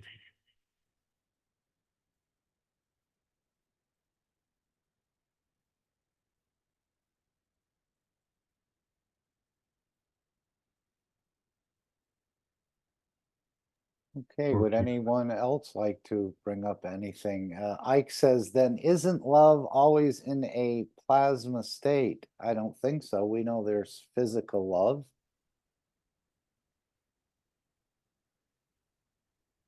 Is that in the plasma state? In a way, I guess everything is made up of fields. But again, that's a different type of love. Where do you feel the love when you fall in love? By your heart. Your the emotion, physical. yeah. It's somewhat more physical than soul of man. It grows into the soul of man, but through the emotion. But you first feel it in the soul of physicality. That's right, John. And you know, when you're born, the heart development precedes the brain development. Yeah. This is a characteristic of the physicality on this planet.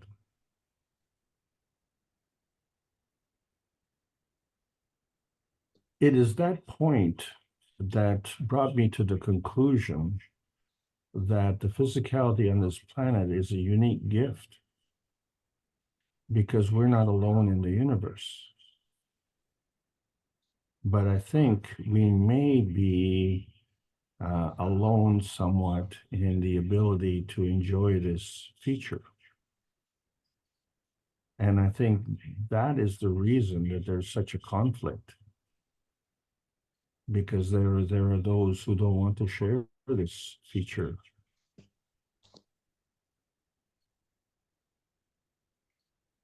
And what We're told that the entities that are in the fifth density like to come and experiment what we experiment here on the third density. I was just going to say that, John. So yes, you see, how logical is that?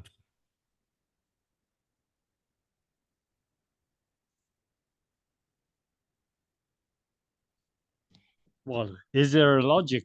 When you're a kid and you don't know what heat or being burnt is, the first thing you normally do is go and burn yourself. Put a hand on the stove or something. You've got to experiment it first in your physicality. Yeah, that's not entirely a fair example because you're right. The universal community is excited to come here, and they don't seem to have the same capability that we have. But in order for us to get here, we have to go through the birth canal, and that obviously is a painful experience. I can't remember, but you know, so I'm told. So I'm saying that this is a unique thing. So that experience for us as man space is a unique thing.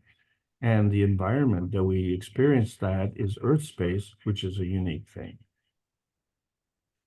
But is it unique in terms of, is there another environment somewhere in the universe that is similar to this? Well, there has to be. There's always something that has nearness and proximity because all the PM ticks are traveling from somewhere to somewhere else as outlined in book number 2, right? So you've got things are moving and where are they going? Right? They're going from here to there. And the only reason they would go from here to there is because there's a common denominator. Not exact denominator, common denominator. So that means we came from somewhere that was common to where we are. And now we have the opportunity to go somewhere that is common to where we are now. And if we can accomplish that as a technology, then it only stands to reason that we could go to something that is uncommon. And how do you know that that's possible? When you look at the creatures on this planet, so, you know, you have ants and cockroaches and water buffaloes and giraffes and all the vertical people. And you say, well, wait a second, where did they come from? What is their common denominator? Because their common denominator is not as much common as our common denominator. Would you agree?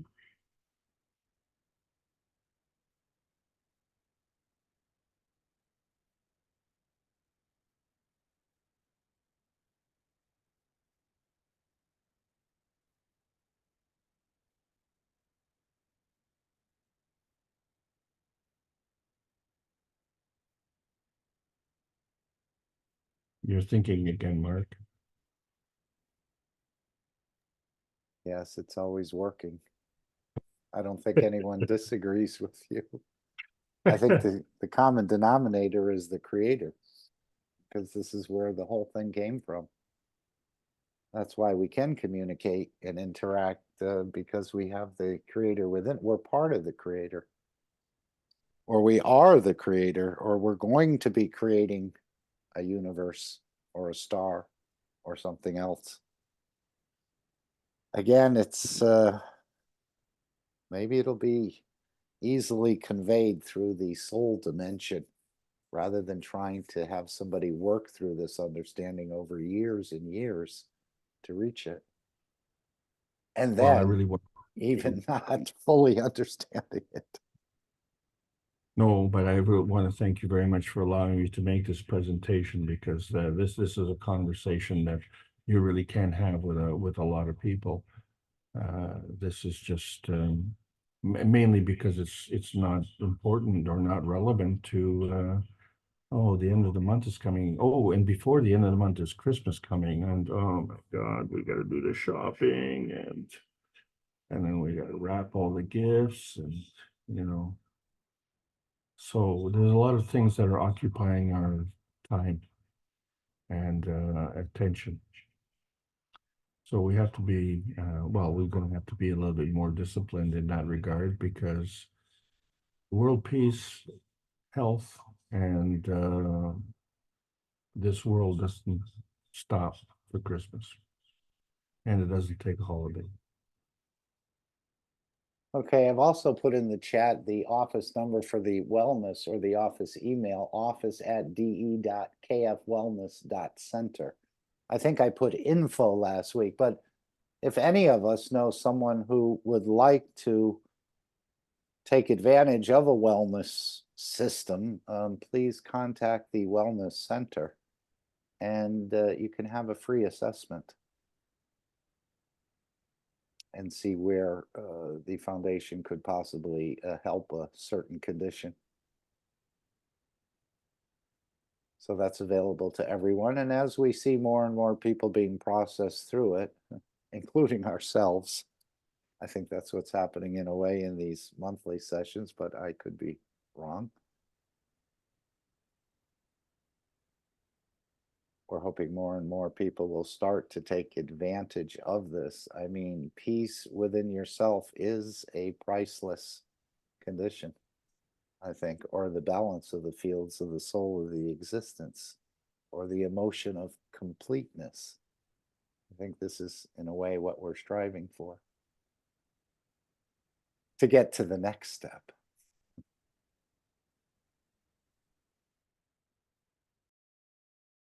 Anyone else would like to enter the discussion? Bring us something perhaps we haven't heard before?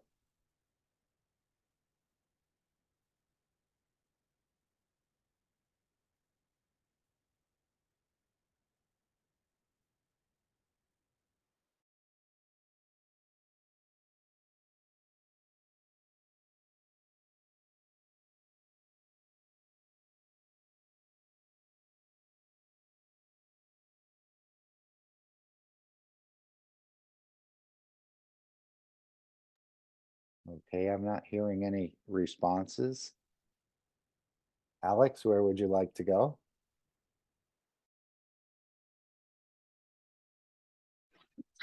Hi, Mark. Hello, Claudia. Hello. Hello, Alex. I want to make a question for Alex I'm here. because I was thinking what were you saying, and I think I want to know what you think. What is the change I think in your life when you know that you are enlightened? Because Mr. Keshe said that that's very important, the sleep when you're sleeping, because your soul expanded. But which difference in your, do you think that will be different in your dreams, in your life? When you, like, when you stand up a little bit, what difference, do you think will happen to you? Thank you. So that question is directed to me personally, right? Becoming enlightened. It's yeah, it's for you, but I think you'll be an example for all, I think. Yes, I have definitely noticed quite a lot of things. Like, first of all, I come from a European family, so we were always very competitive, and so when you strive in your competitiveness, being number one is being at the top, not the bottom, and I think the thing that I've noticed over my life is the number of people who, because they can't achieve the top in their mind anyway, because no one can achieve the top, but to be successful, then they give up and they say, well, I need to have some success, so I will be successful as a failure. And I've always had trouble with that. And the hardest thing for me was one of the relationship that I had where my wife had cancer, and when we got rid of it, I thought we would be the happiest lovebirds on the planet because that's what everybody wanted, and we achieved it. for 8 years, we didn't talk about anything else except the cancer. And that was every day, without exception, for 8 years. And there were no holidays. And one of the things that really broke my back, if you will, and it wasn't just the fact that, we were financially crippled, but when it came to Christmas, and in that one Christmas, we hardly had enough money for food and hardly enough money for gifts. In fact, no money for gifts because we had to pay for surgeries. So the choice was, do we pay for the surgery or do we have Christmas? But that wasn't the real choice. The choice was, do we pay for the surgery or she dies? And that's not really a choice, right? That's like having a gun to your head. You want to make a choice, you do what we say or we kill you. So there was no choice on my part. So we put the money towards the surgery and we sacrificed Christmas. And to sacrifice Christmas, that was a huge sacrifice. But that was wonderful. Because after that, the true meaning of Christmas came through. Because Christmas is not just one day a year, and Christmas is every day. And the fakery that goes along, to say, well, I am going to wish for peace on earth for one day of the year, and the rest of the year I'm going to trash it. That's not good enough. So the problem, of course, was that I thought that we would both be very happy as a result of having overcome that problem, and it wasn't true. I was very happy because I didn't have to come up with the money, and I was very happy because she got her health back. But she wasn't very happy, and I couldn't figure out why. And I realized that it took me a long time, and I'm embarrassed at how long it took. But she was pitiful. She enjoyed the attention she got for being sick. And I noticed that with other people, and when you say, hey, we have a universal enhancement unit. Oh, I've got an appointment with the doctor. We have to do blood tests. And you just get to the point where you get very sarcastic and say, well, I hope you pass, but anyway, the thing is that it becomes a process where they get attention and they get sympathy. And so for some reason that seems to be necessary in their life. And it was never necessary in my life. It was always, if it was necessary, it was on behalf of my wife. Well, she didn't seem to, share the same with me. So this was a real learning thing for me. And the thing that I'm looking back now and I'm seeing, this was a real learning lesson. And it was not the way I chose to learn this lesson, but I did learn it eventually. And so for that, I'm grateful. But the thing is that in the process, I was always deciding something. But the decision that I was making was based on conditions that were put in front of me by others. So the condition that I was reacting to was not the condition that I wanted. And what has changed is that the condition that I'm reacting to today is the condition that I want. So it's opposite. And I'm starting to realize that there's another effect. And so I'm really glad you brought this question up, because one of the problems that we have in Canada, and you being from Brazil, and it's in stark contrast. When you have a knowledge seekers meeting and you want to make GANs and 29 people show up and someone gives access to their home, And even if they're wealthy and they have a nice big home and they want to show that off, at least they're providing that. And you have that many people coming together on the weekend, as if they have nothing better to do. And that's actually physically impossible in Canada. And the reason for that is because we want to get away from people. We want to get away from people as far as we can. And this country isn't big enough. And I've been thinking about, like, why do we want to do that? And we find because other people pollute our environment. And so we can't do enough. We don't have enough technology. We don't have enough manpower or enough money or even the legal systems. Let's say, like, for instance, in mining, the mining companies aren't responsible to clean up the environment. And how do they get away with that?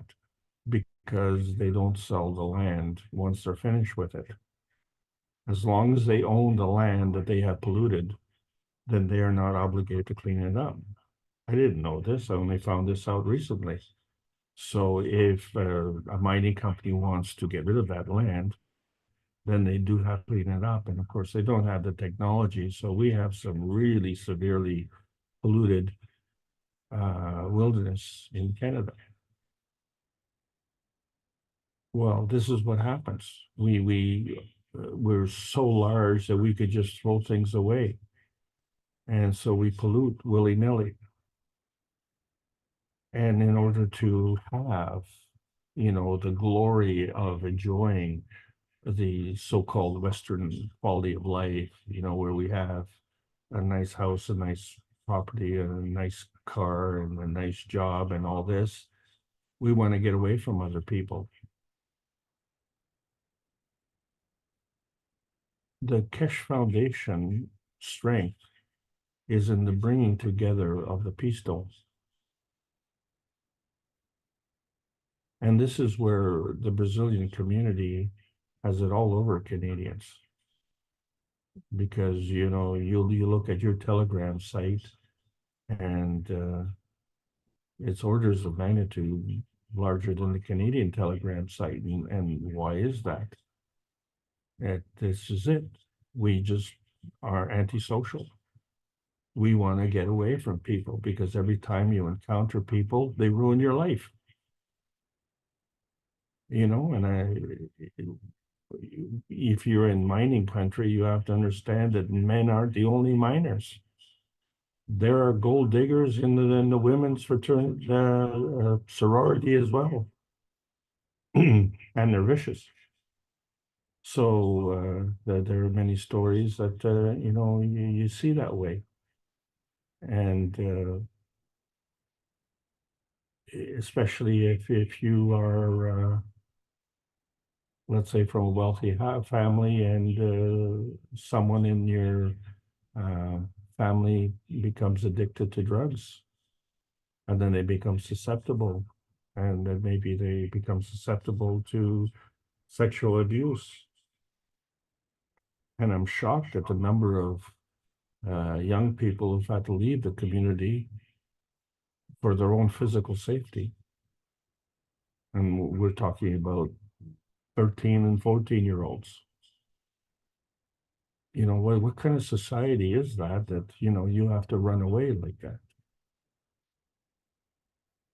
And of course, that exists in Brazil. I mean, we understand every country has its problems. But I'm saying this is one of the biggest things, and I have to come to grips with as a Canadian, that in order for me to come to this meeting, I have to like you all. It's a challenge. That's a Canadian challenge. When you look at the leader of the Keshe Foundation, Rick Crammond, he's a Canadian. And he's a freak. He's been with the foundation longer than everybody except Mr. Keshe. And this is what it means to be a patriot. And so that patriotism doesn't have anything to do with the military. That has to do with the soul. And so I've come to understand better. And as a result, it's been rewarding. And when I say rewarding, not just, you can't measure it in terms of money. And so that becomes the question that Mark had, how do you measure, and, how much do I love you? Ask the one-armed fisherman, how big a fish did you catch? It's, you talk to people and you say, how much is that? Oh, it's expensive. Well, how much is that? That just has no relationship.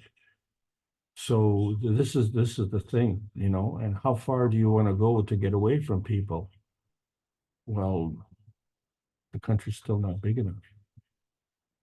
So what are we trying to do? We're trying to bring people together. And the reason for that is because we want to bring peace on earth. What puts people apart? Conflict.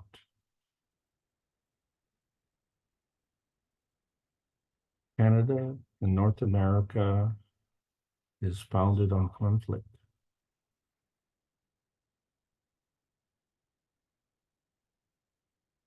It's time to bring that to an end. So in the past year, I have seen the fruits of that work. And it's been a hard transition for me to go through because I'm Canadian. That's the reason. And to talk to other Canadians and say, we need to work together.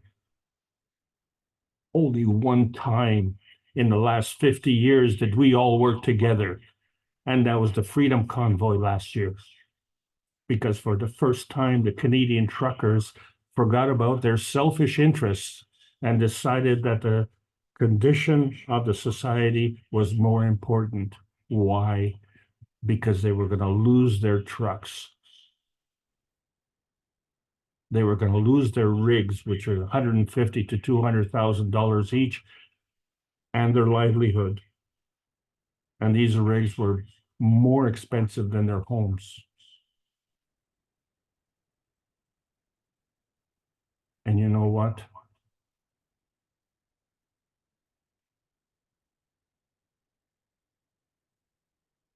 Since I was 16, we had the Expo in 1967, the World Expo in Montreal.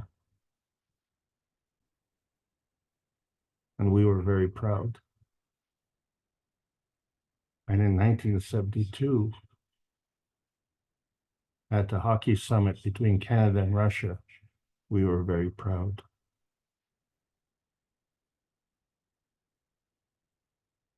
We haven't been proud since until the truckers did the Freedom Convoy. And now we all have something to be proud of.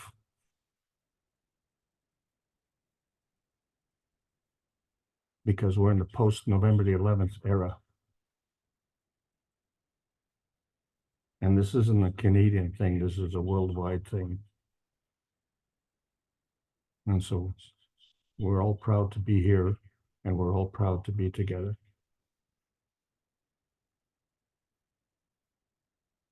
Thank you for your question. Thank you so much, Alex, to open your heart, and appreciate all that you said. And I wanted to say thank you to be with us together to bring this change. And thank you.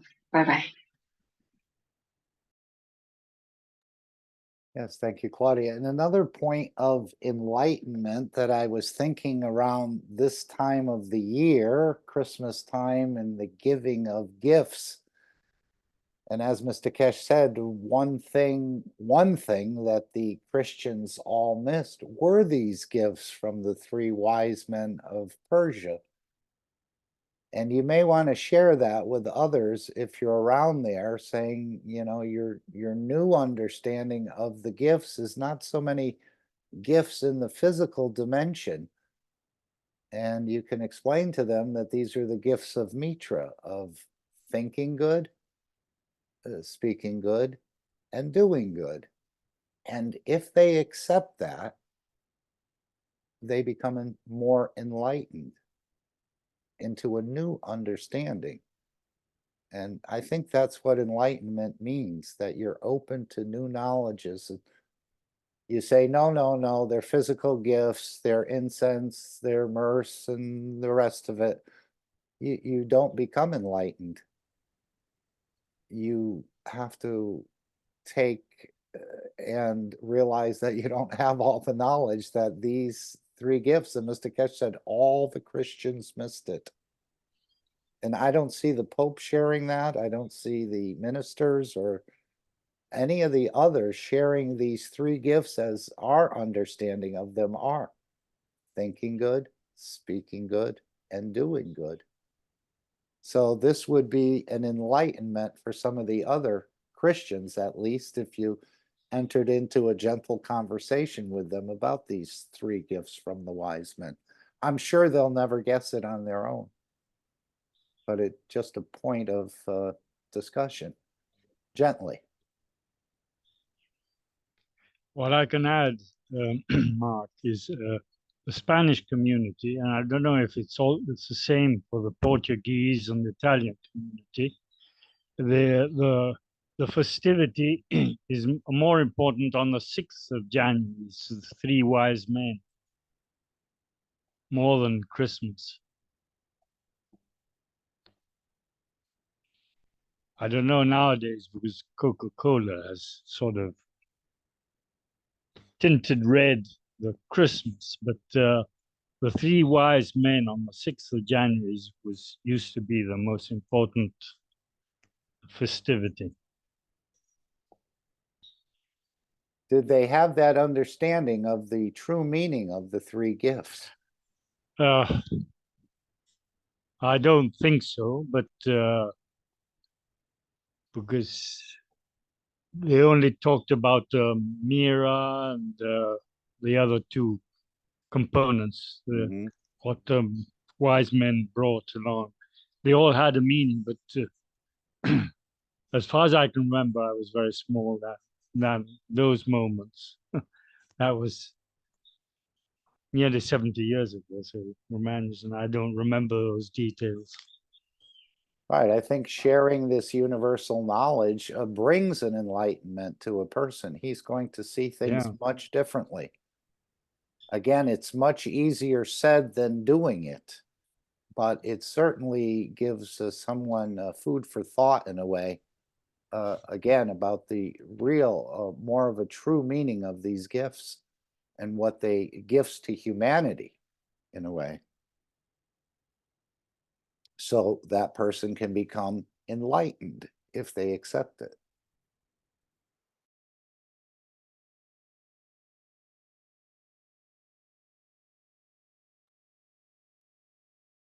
Okay, anyone else have a question or a comment they'd like to add?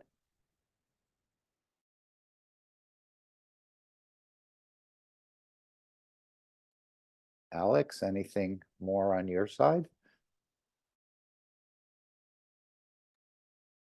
I'm okay, buddy. Claudia asked a brilliant question, and I'm really glad we talked about that. Good. Okay, I'll just take the screen. Thank you.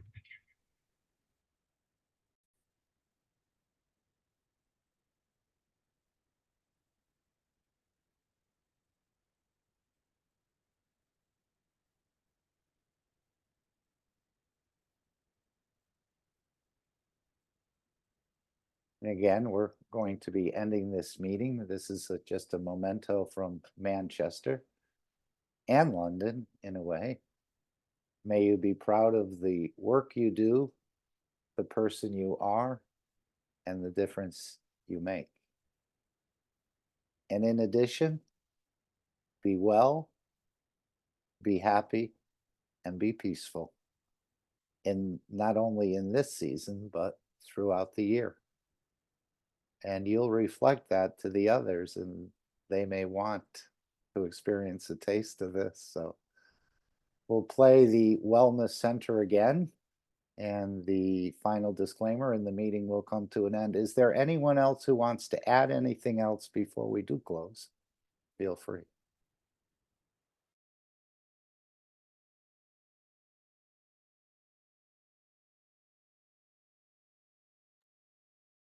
Thank you all for joining today, and thank you for being part of the change as we continue to go deeper into these knowledges, into the sessions, the monthly sessions, and into the workshop sessions. I think Mr. Keshe is doing some amazing processing, and we'll see more and more of the results as the weeks, the days, and the months come along. So more and more of us are becoming enlightened to the point where we will create that spark of this dome of peace over the entire humanity. So thank you for being here. Thank you, Alex, and everyone else who was here, whether you participated or you didn't. But just being here is a beautiful participation. I think the souls know, and that's why they're here. So thank you all, and we'll continue on now with the Wellness Center and then the final disclaimer. Again, anyone else want to add any final thoughts or words?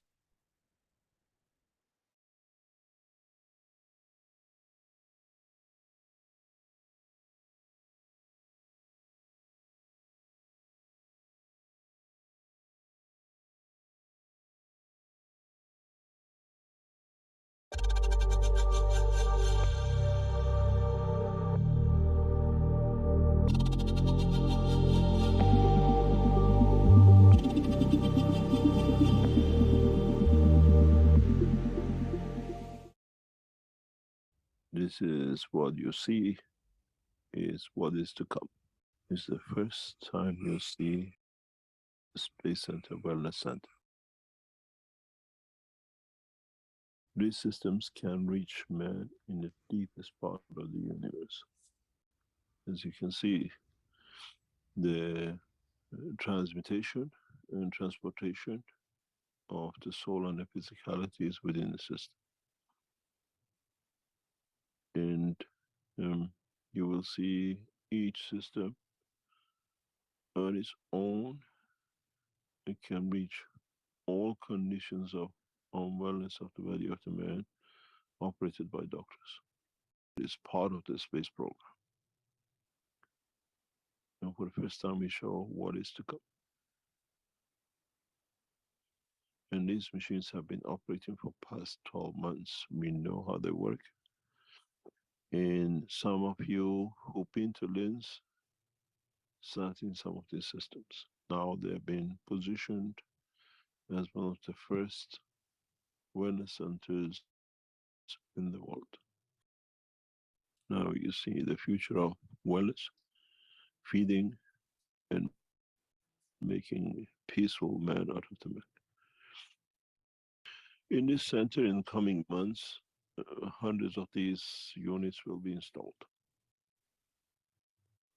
And more or less anyone in the world can reach. As you can see, there is room enough to add huge number, and the doctors will monitor everything remote. This is more or less the hospitals of tomorrow with no patients.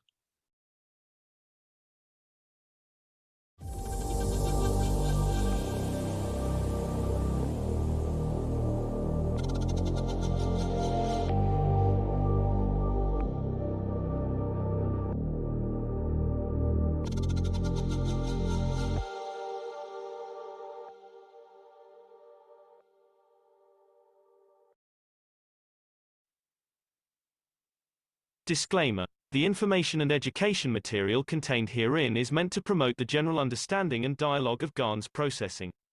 Such information is not meant or intended to serve as a substitute for a healthcare professional's clinical training, experience, or judgment. For patients and individuals, such information is not to be a substitute for professional medical, therapeutic, or healthcare advice or counseling. For medical issues or concerns, including decisions about medications and other treatments, readers, viewers, listeners should always consult their physician or, in serious cases, seek immediate assistance from emergency personnel. Prescription information, procedures, and use of medical devices information should be undertaken only by properly trained and certified medical personnel. We specifically disclaim any warranties, express or implied, including implied warranties of merchantability or fitness for a particular purpose. Such information is provided, as is, and is believed to be accurate at the time of its publishing, but it is the viewer's job to evaluate the accuracy of any information found in this presentation. Every case presented is of their own experience, applied by themselves for themselves, and it applies to their case only. Every person experiencing health problems should seek professional medical advice and consult their course of treatment with a doctor. The processes of plasma balancing described herein are a natural process which supports the body but does not replace medical advice or therapies one is already subject to.